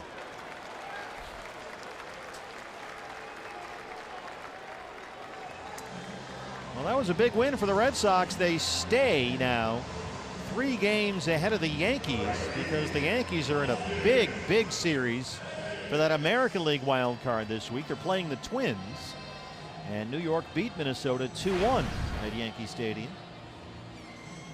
Yeah, Red Sox got a big shot in the arm yesterday. David Price back off the disabled list, pitching out of the bullpen. That's interesting.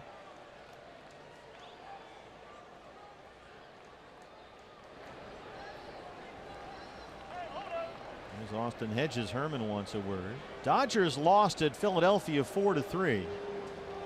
Aaron Altair hit a grand slam for the Phillies. The first grand slam Clayton Kershaw has ever given up in his career. He had faced 103 batters with the bases loaded and never given up a grand slam. So Philly beats LA 4-3. That's a final. Kershaw now 17-4 on the year. Austin Hedges, 2 on, 1 out.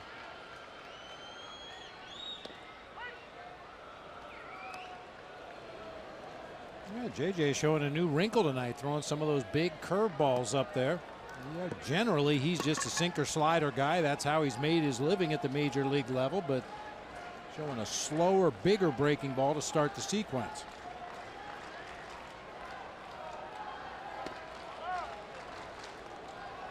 There's that harder slider. 1-1. Jimmy Sherfy, the right-hander, joins Andrew Chafin, the lefty, in the bullpen. Now Herman wants to talk it over again. Only other National League wild card game played tonight was the Brewers. They won at Pittsburgh 3-0. Rockies off tonight. They're at San Francisco tomorrow. St. Louis off tonight. The Cardinals play at Cincinnati tomorrow. D-backs 5 games up on Colorado for the right to host the National League wild card game. 1-1 to Austin Hedges is in there for a strike, a slider.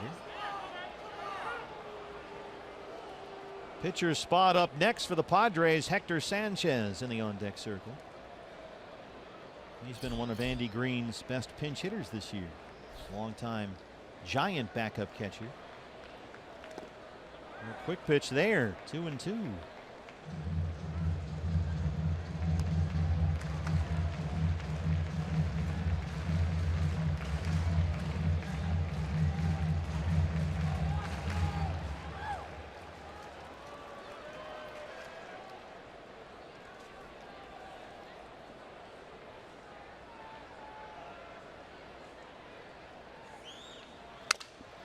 On the ground, right to Lamb at third. Descalso for 1, and they turn the double play. 5-4-3 from J.J. Hoover gets us to the 7th. D-backs trail at 4-2.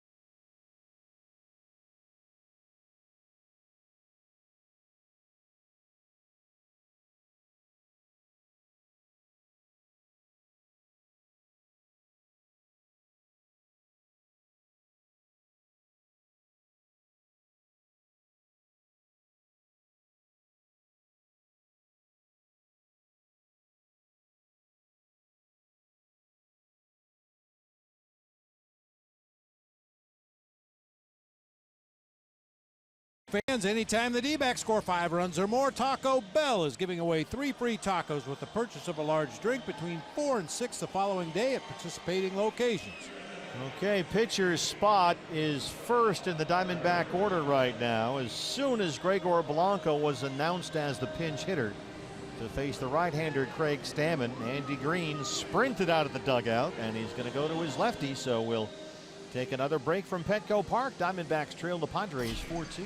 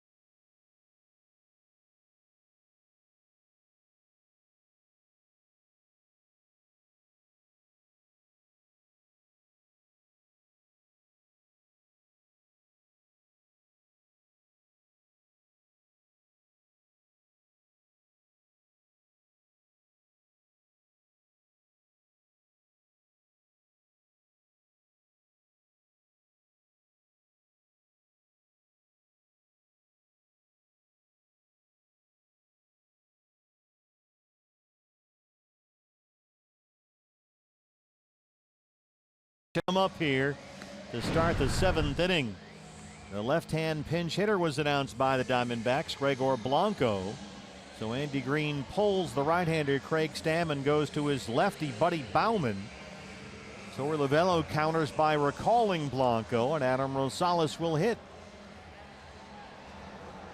That's a specialty of September baseball. You see it happen during the regular season from time to time. A manager will elect to burn one of his limited bench players to get a favorable matchup when the opposing manager then makes the pitching change. But in September, you've got a lot of bodies to work with. It's not unusual to burn a pinch hitter, and Gregor Blanco tonight was that guy. Plenty of choices on both benches and both bullpens for that matter. 1-0 on Rosales. 0 for 3 to start at third base Saturday in the win at San Francisco.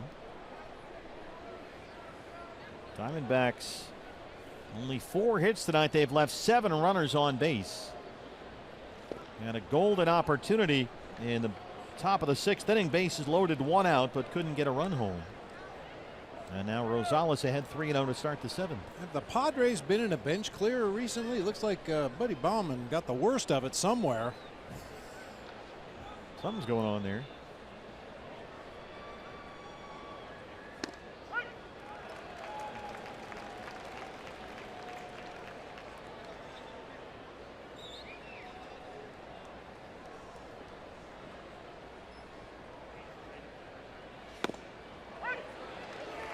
Quickly 3-2. Bauman's done a good job. He's yet to give up a run in 12 career games against the National League West. Opponents only 8 for 48 against him. And Rosales, who was ahead 3-0, strikes out.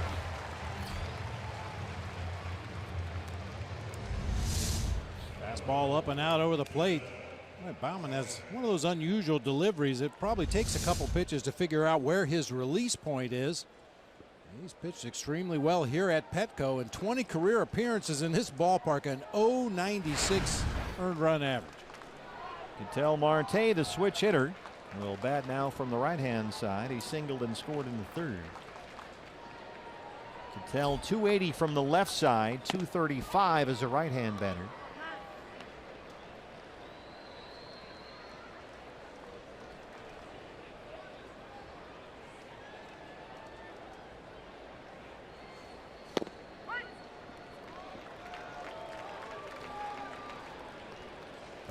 works quickly, gets it, throws it. A ball and a strike on Ketel Marte.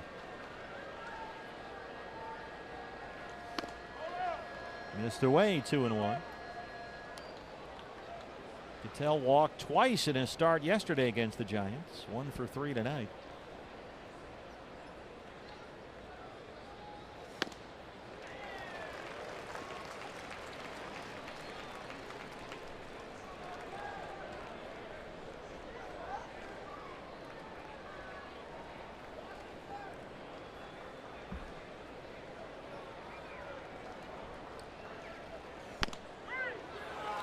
Ketel got a little out of control there. Couldn't check. 2 strikeouts for Baumann. Yeah, Ketel really diving there toward that outer part of the plate. And well off the outside corner, but they get the call from Greg Gibson behind the plate. There is a right-hander warming up at the Padre bullpen, but Andy Green will let Baumann face Paul Goldschmidt, who's 0 for 3. Goldie, a 5-game hit streak going. Baumann just filling up the strike zone.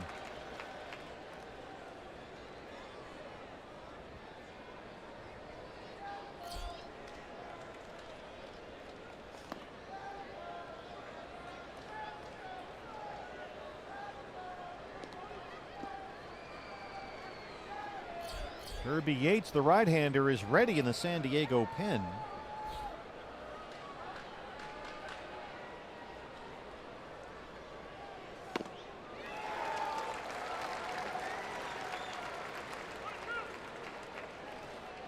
Baumann a strike away from getting the side in order.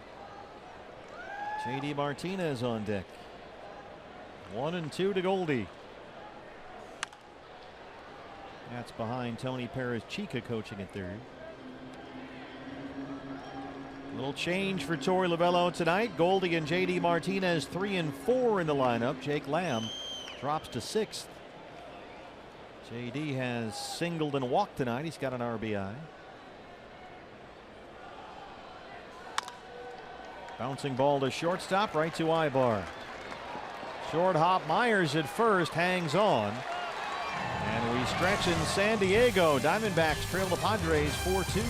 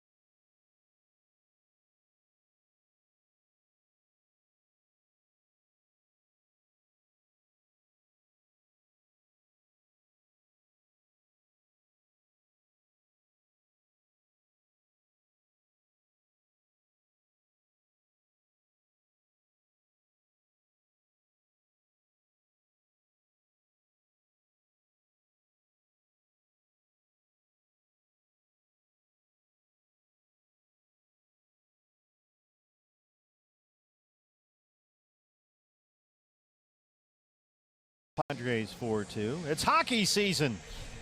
Almost. October 5. Coyotes hockey is back. They face off with the Ducks in Anaheim. Brought to you by Amstel X-Lite. Coverage starts 6:30 with the Coyotes live pregame show right here on Fox Sports Arizona and streaming live on Fox Sports Go. Bottom 7th, and the right-hander Jimmy Sherfy is on from the Diamondback bullpen. An ERA of 0. You can't do better than that. That's pretty good. Hadn't walked a batter yet in his 7 innings of work to go along with 6 strikeouts. Opponents hitting only .087 against Jimmy Sherfy this year so far. Pitcher spot leads off the San Diego 7th. Carlos Asuaje, the rookie second baseman, is in the on-deck circle, ready to hit for the pitcher. Diamondbacks trailed it 4-0 after 2 innings. Hunter Renfroe had a 3-run home run in the first inning. Austin Hedges a solo homer in the second, both off Patrick Corbin. Diamondbacks got 2 in the third. RBI singles by David Peralta and J.D. Martinez. They had a terrific chance to tie the score in the 6th inning. Bases loaded, 1 out, but Herman flied out. Ray Fuentes popped up, and they left them loaded. So we're still 4-2 Padres as Asuaje faces Sherfy to start the home half of the 7th.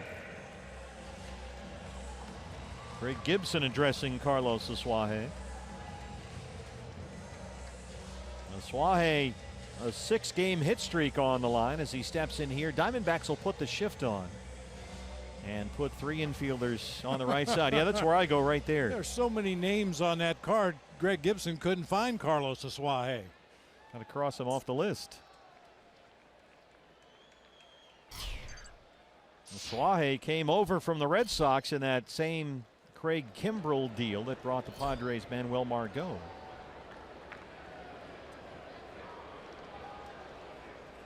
And now we're set to go as Sherfy is out to work the bottom of the 7th. Asuaje 276, 4 home runs.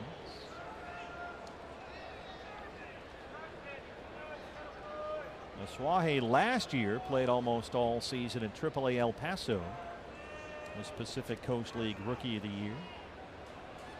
And he's had a good rookie season for San Diego. Skies this one first base side for Goldie. And he's got it in foul ground, 1 out. Interesting to see the pecking order among right-hand relievers in that Diamondback bullpen. Guys are sort of moving up and down. Some guys move up, some guys drop down. But as you're thinking about a postseason bullpen, or at least for the first wild card game, got to think that Jimmy Sherfy is in that discussion. Yeah, I think every outing from here till the end of the regular season is kind of an audition for those guys down there to determine that pecking order in the postseason. And Will Margot doubled his last time up, 1 for 3. There's that slow breaking ball. Sherfy throughout the minor leagues featured a hard slider, which was at times a wipeout pitch for him, but in the big leagues we've seen a much slower curveball. Got that mid-90s fastball as well.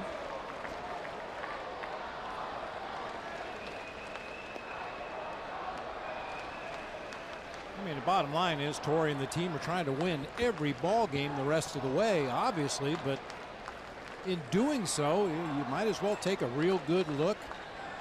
Maybe look with eyes that you haven't used all season long as you're just trying to grind through the regular season.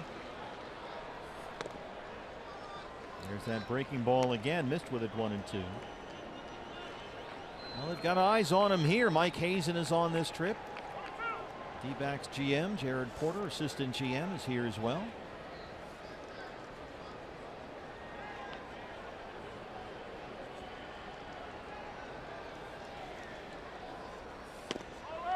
Jimmy Sherfy actually tied a major league record, did not allow a base runner in his first 4 big league appearances. And as we showed you a moment ago, through his first 7 outings, has yet to give up a run. Was a Pacific Coast League midseason all-star with Reno this year. And he strikes out Margot with that same breaking pitch. It's worked so well for him since we've seen him. I think that's a hard slider you talked about earlier. At least Chris Herman hung down the number 3, which is usually the sign for the slider. That one with a lot of downward movement. Eric Ibar 0 for 3.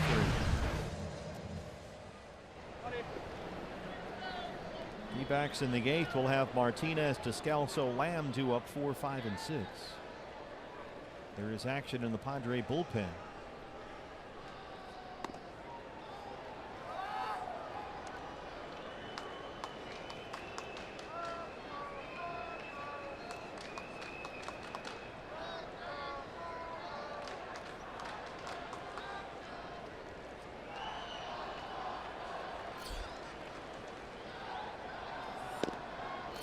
Ibar's hit safely in 6 straight games against the D-backs, but 0 for 3 so far tonight. He's homered twice against the Diamondbacks this year.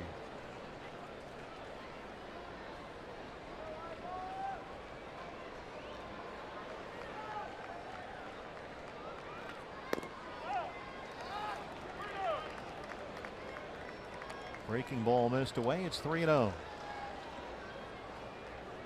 Will Myers on deck. He doubled and scored in the first.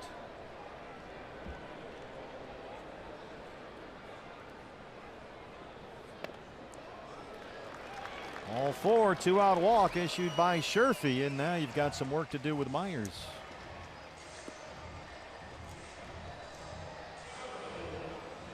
It makes absolutely 0 sense, but that almost looked like a pitch around. He threw a 2-0 breaking ball. Yeah. He was kind of nibbling around, didn't really attack the strike zone that at bat. Considering what Ibar has done against the Diamondbacks this year, which is hit almost 350 against them, from a number standpoint it makes sense, but you don't love the idea that you have to face Myers now with somebody on base in a 2-run ball game.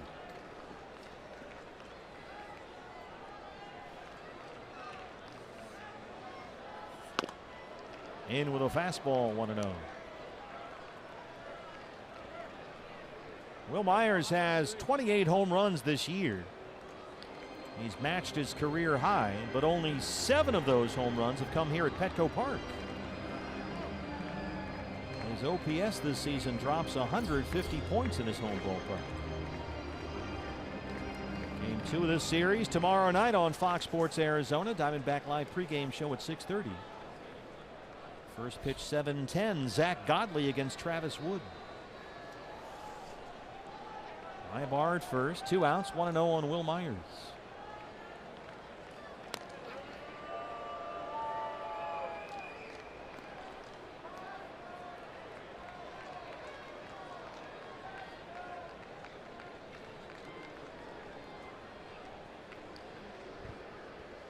Ibar's got 8 stolen bases. He's been caught 3 times.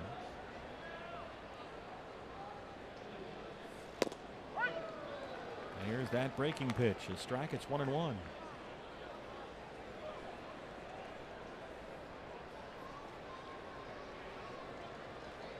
Myers hitting only about .220 since the All-Star break.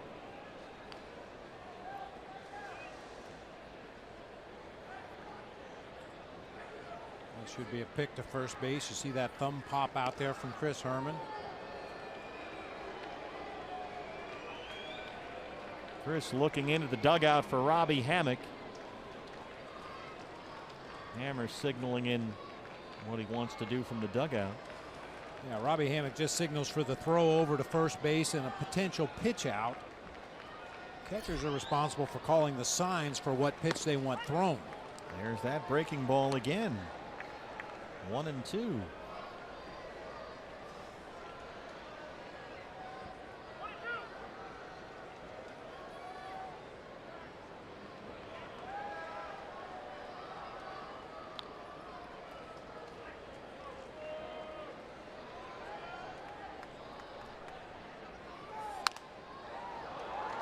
Sherfy wanted the fastball and Myers spoiled it.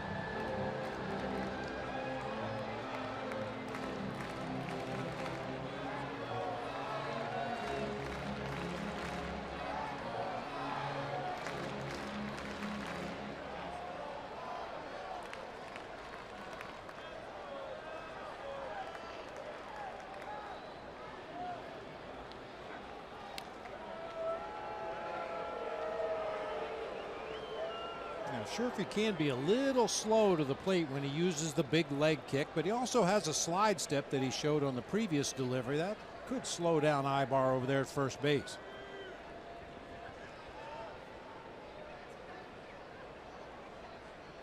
Ibar takes off for second. Here's the throw from Herman, and they got him.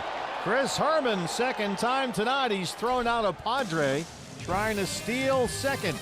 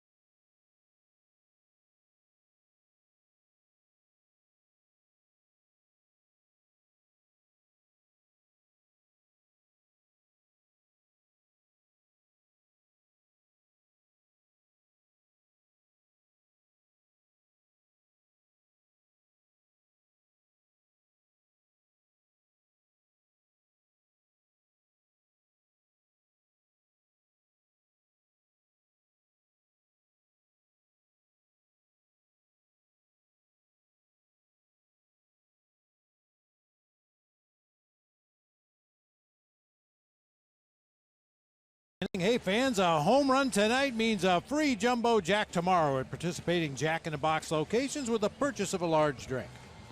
Well, a home run would be the best way to start this 8th inning against Kirby Yates, the right-hander, on for the Padre bullpen. Look at the strikeout to walk ratio there. This guy's got 81 strikeouts against only 19 walks in 53 innings. Wow. Pretty impressive. We heard earlier this season that Kirby Yates was a guy that Andy Green liked a lot and felt like he could be an anchor at the tail end of the bullpen moving forward, and he certainly is not disappointed. Yates has appeared in 29 games at Petco Park this year. His ERA in his home park is 1.26. J.D. Martinez, Daniel Descalso, Jake Lamb, 4, 5, and 6 due up in the Diamondbacks' 8th inning.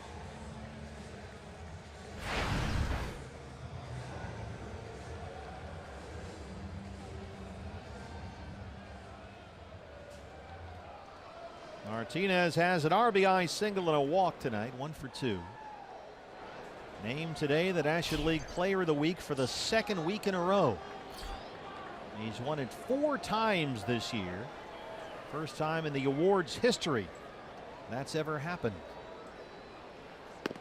Player of the Week award goes back to 1974. JD won it twice in the American League this year with the Tigers, and now twice with the Diamondbacks in back-to-back weeks.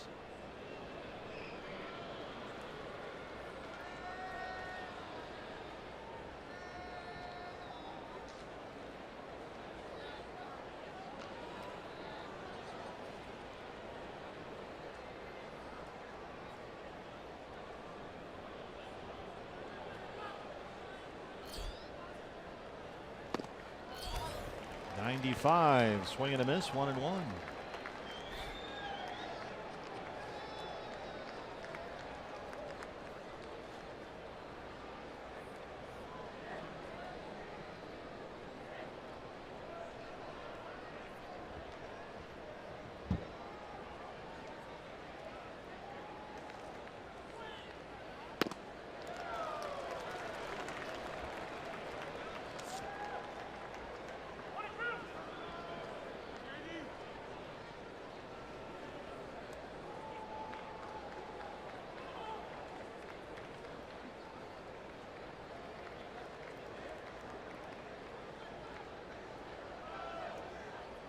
Another fastball.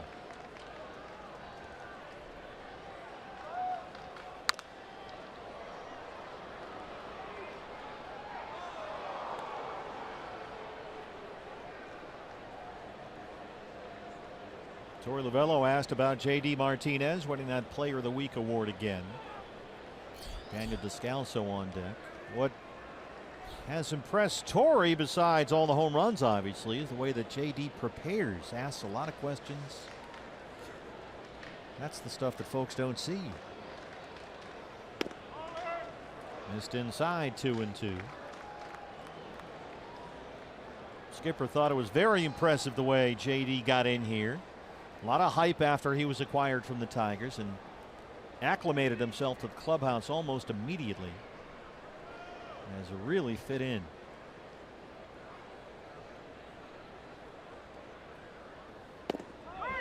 Called strike 3. Greg Gibson fastball away. He rings up Martinez.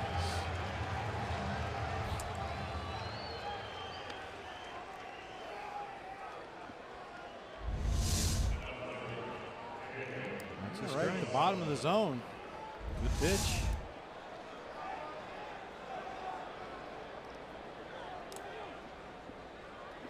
Daniel Descalso now.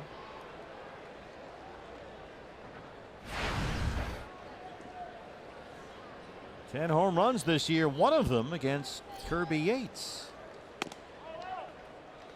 Looked a little something like this. Boom. Boom is right. Throwback Thursday, the purple in the house. Earlier this year at Chase Field.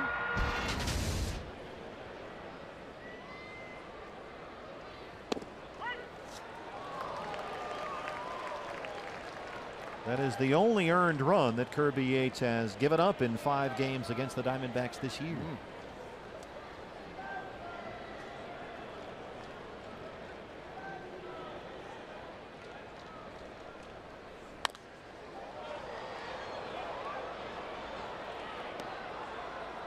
D-backs trailing 4-2, each team with only 4 hits. Diamondbacks have left 7.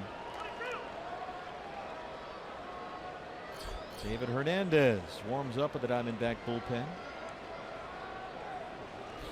Lead over the Rockies for that first National League wild card. 5 games. Colorado off tonight. They open up the series at the Giants tomorrow.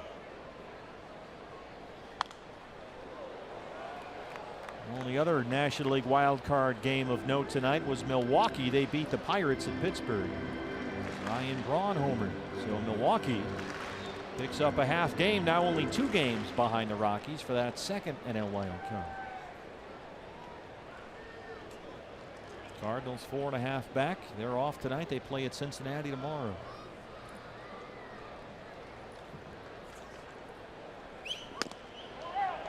Oof.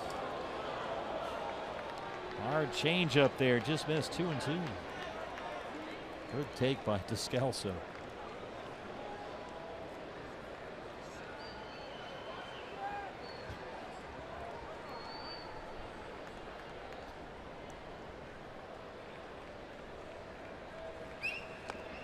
Got him.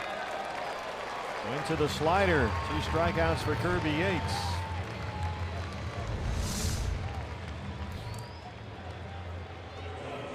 Boy. He's got good stuff. Yeah, he does. And knows what to do with it. Knows how to set up this put-away pitch. That time the hard slider down and in the dirt. Padres put the shift on for Jake Lamb. The in a wave of the third baseman. Stands next to second base Sam Holbrook. Jake singled his last time up, 1 for 3, batting 6th tonight.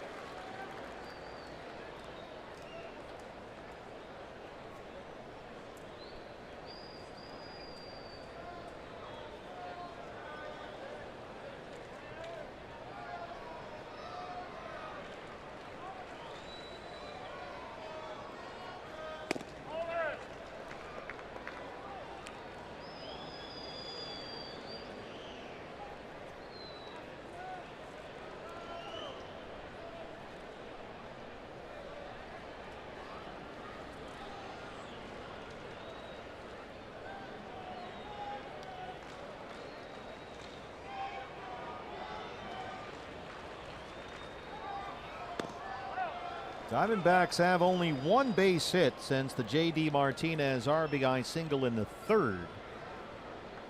And that was Jake Lamb's single back in the 6th. Only 4 hits in the ballgame. 3 of them came in that 3rd inning. They scored twice.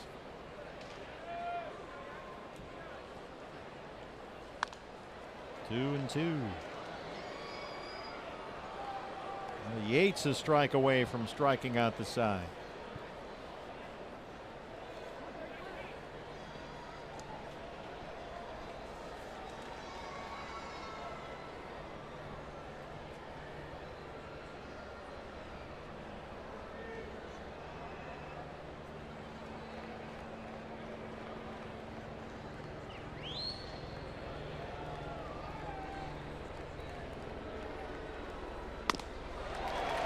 Got him with a fastball. Kirby Yates, 3 strikeouts. Diamondbacks trailing 4-2.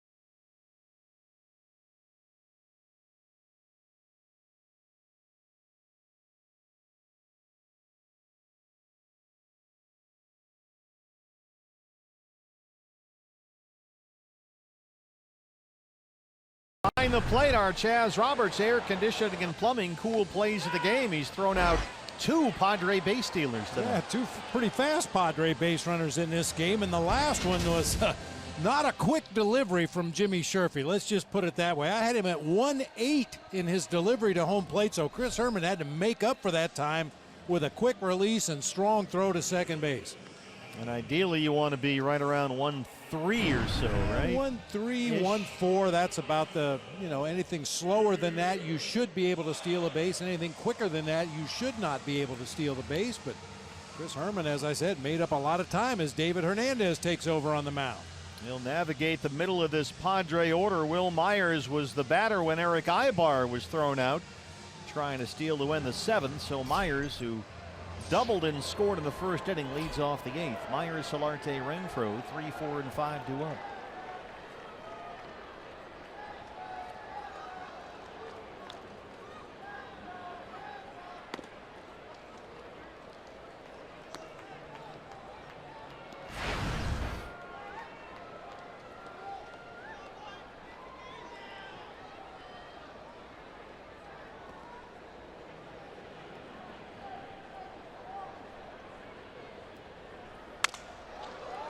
Bouncer up the middle. Marte gets it behind the bag and makes a nice play. Ketel Marte. I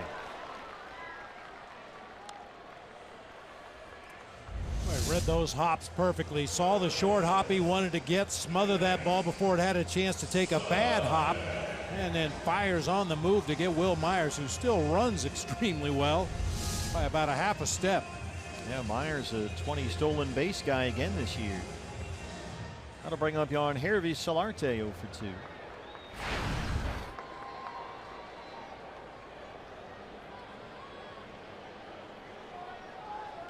Solarte had a home run yesterday in the Padres win at Colorado. His 17th of the year. That's a career high, 0-1. 15 of those 17 homers have come as a left-hand batter.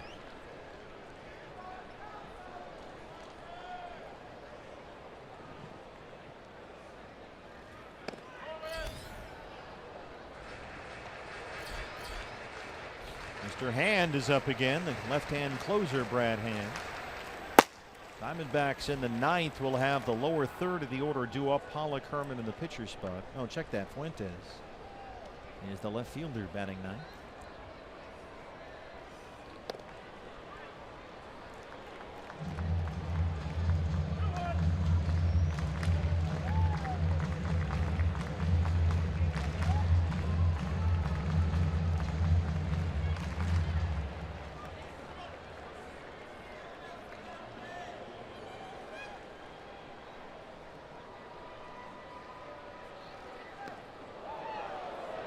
Good slow breaking ball there from David. 2-2.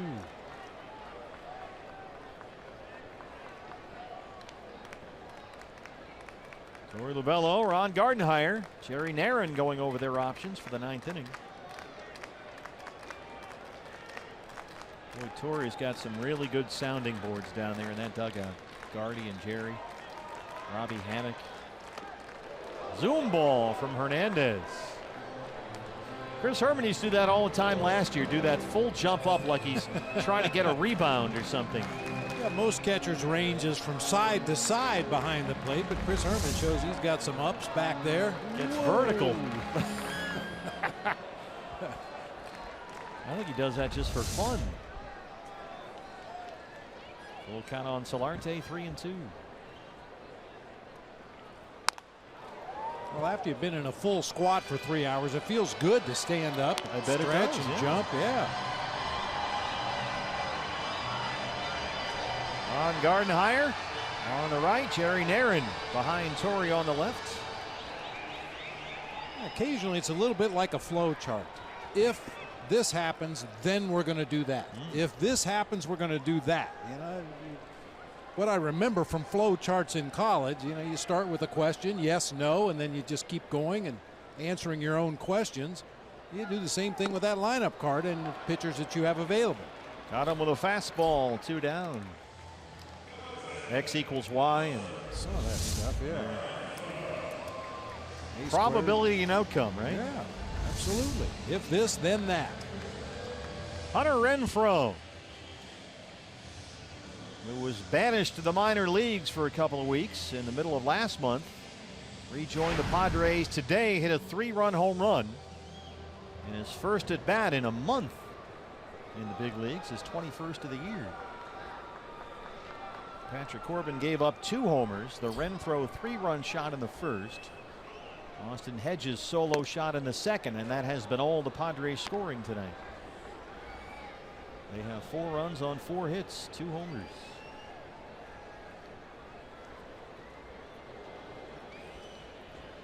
In fact, since the Hedges homer in the second, Padres have only 1 hit. That was Manuel Margot's double in the 5th.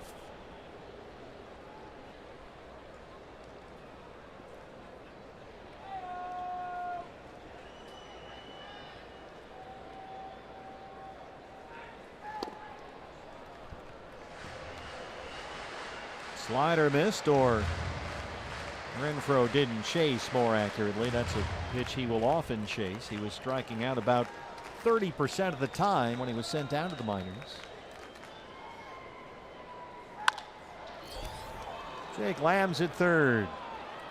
Nice 8th inning there by David Hernandez. Gets us to the 9th. Diamondbacks down 2.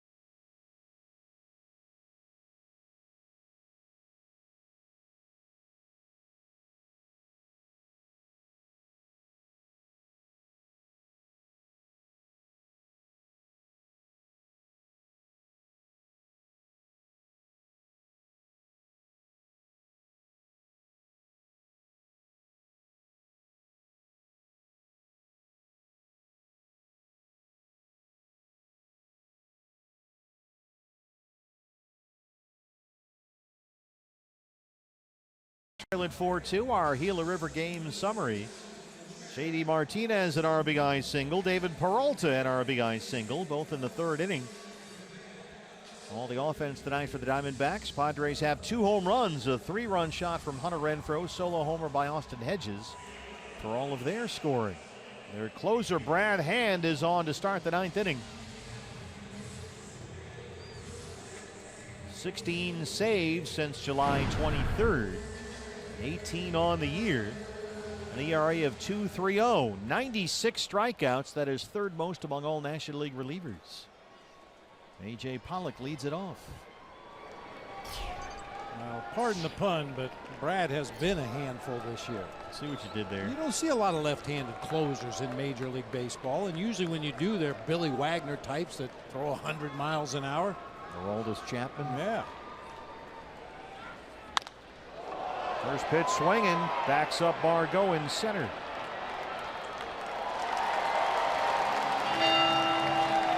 One out. Chris Herman's spot is due up, and Brandon Drury will hit. Get the right-hand bat in there against the lefty closer Hand. Drury 265, 12 home runs. Chris Iannetta is in the on-deck circle, set to hit for Ray Fuentes. D-backs need a base runner.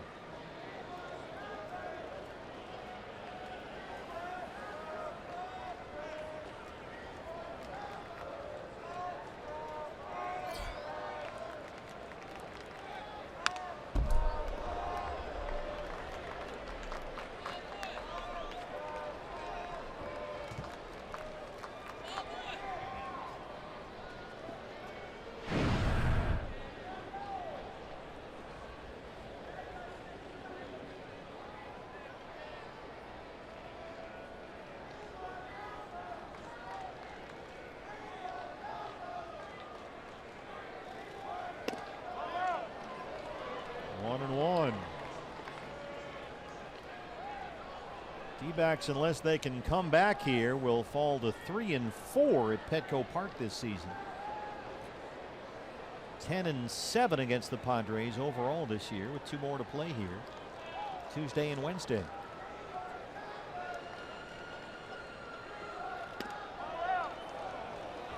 If you watch Brad Hand as he goes into his set position out there on the rubber, he's constantly spinning the ball in his glove, trying to find the seams he wants to throw that particular pitch. And then once he finds the seams, he starts his delivery and really pounds his hand into his glove to kind of lock the grip on the baseball, and then he's ready to throw it.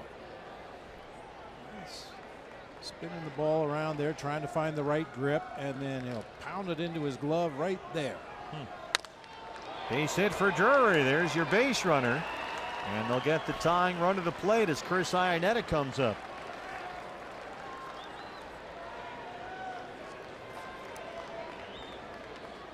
Iannetta hitting for Fuentes. A flash back. Remember Milwaukee much earlier this year, down to the last out. Chris Iannetta. And then in Pittsburgh, same deal. This is off closers. Knebel in Milwaukee and Watson in Pittsburgh. Chris Iannetta's had a flair for the dramatic all year long. Coming off a 3-hit day yesterday and a start behind the plate at San Francisco. 253 and 14 home runs.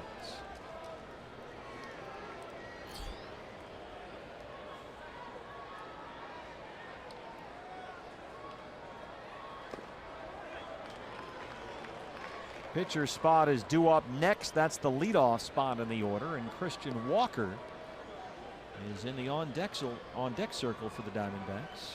This year's Pacific Coast League MVP.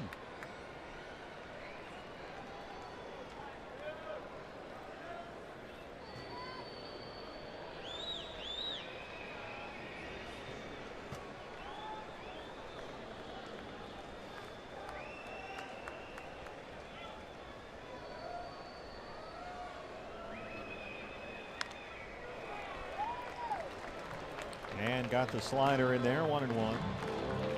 Iannetta hitting about .350 in his last 19 games. He's been hot lately.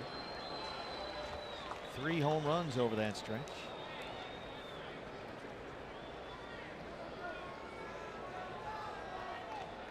Tying run at the plate, 1 out in the 9th.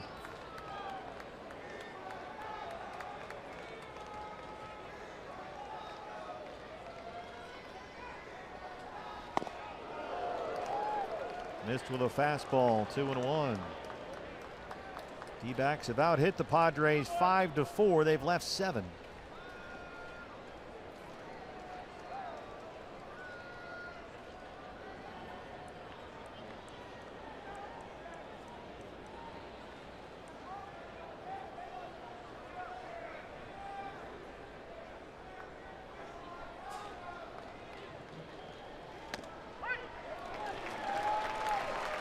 Sliders in there, and it's 2-2.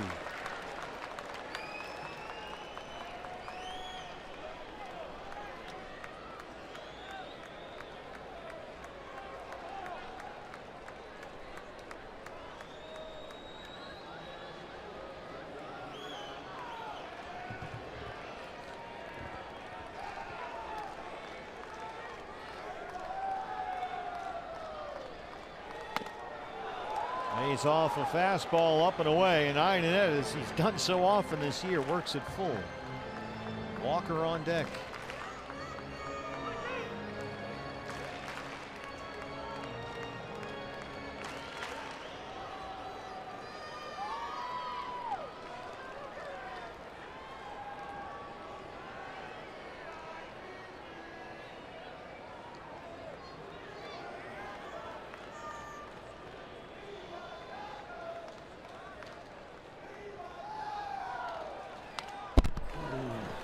Did he have a good swing at that one? Oh, right on that fastball at 94. Fastball up a little bit in the strike zone. Oh, man, that's a powerful swing right there. Just underneath it a little bit.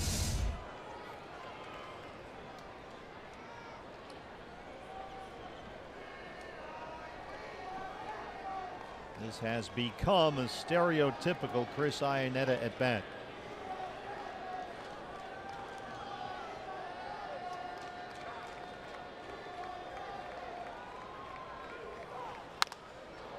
Sends that one foul down the right field line. Try to slider again. Well, after the swing he took on that 3-2 fastball up in the zone, I'm not surprised he went back to a breaking ball. 8th pitch coming up.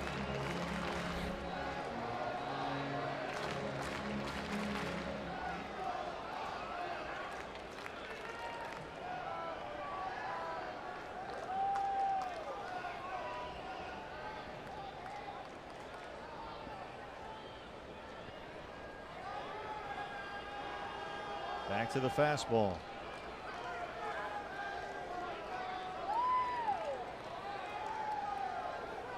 Got him. 2 outs. That's a little bit higher than he could handle that time. He's ready to hit that fastball once again. He recognizes the spin. Unfortunately, chases a pitch that was probably out of the zone. A chance now for Christian Walker. Up from AAA Reno, where he was the Pacific Coast League MVP with those numbers.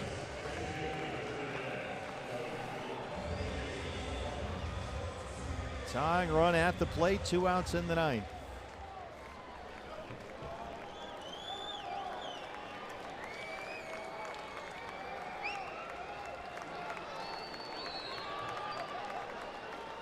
Walker, we've only seen him a couple of times, but he's had very good at bats.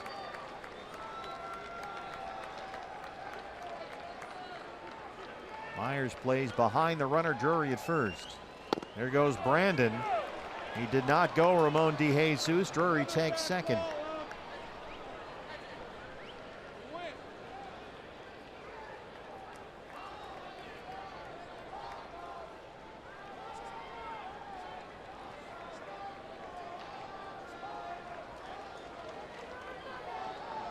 Andy Green, his pitching coach, Darren Balsley.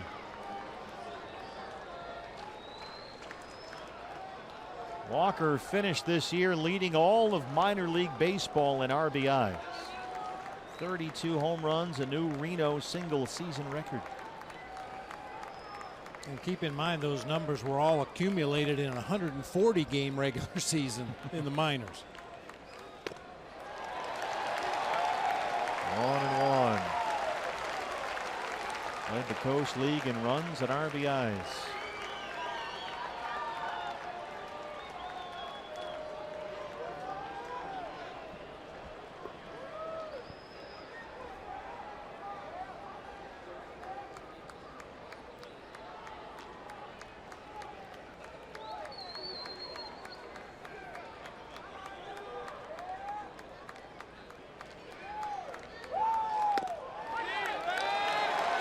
Back to the slider.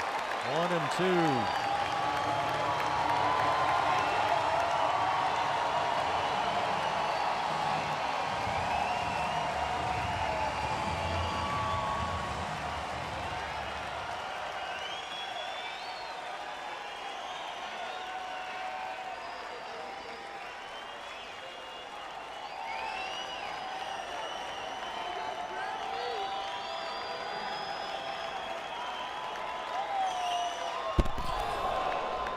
Foul ball.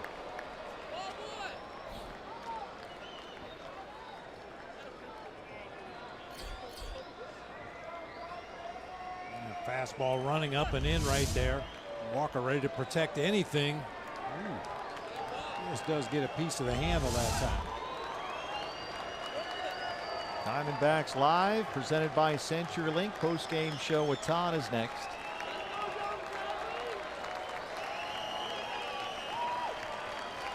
One and two on Christian Walker. 2 outs in the 9th.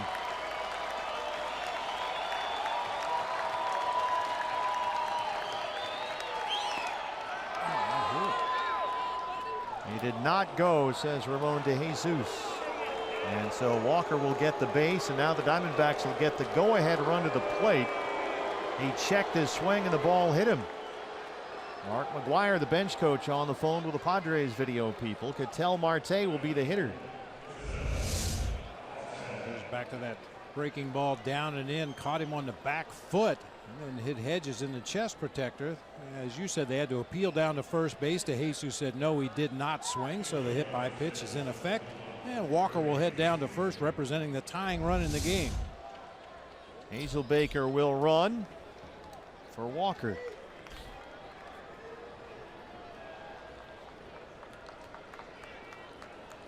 Ketel Marte down 2 on and 2 out. He singled and scored in the third. About a .235 hitter this year from the right-hand side. Drury at second, Hazelbaker at first. He's the tying run. Marte sends it to center. Margot is there. And the Diamondbacks drop the opener in San Diego 4-2 as Brad Hand nails down the save. Not much offense to speak of, BB. Padres took the early lead on those 2 home runs. It was 4-0 San Diego. Diamondbacks got within 4-2. Had bases loaded, 1 out in the 6th, couldn't get a run home.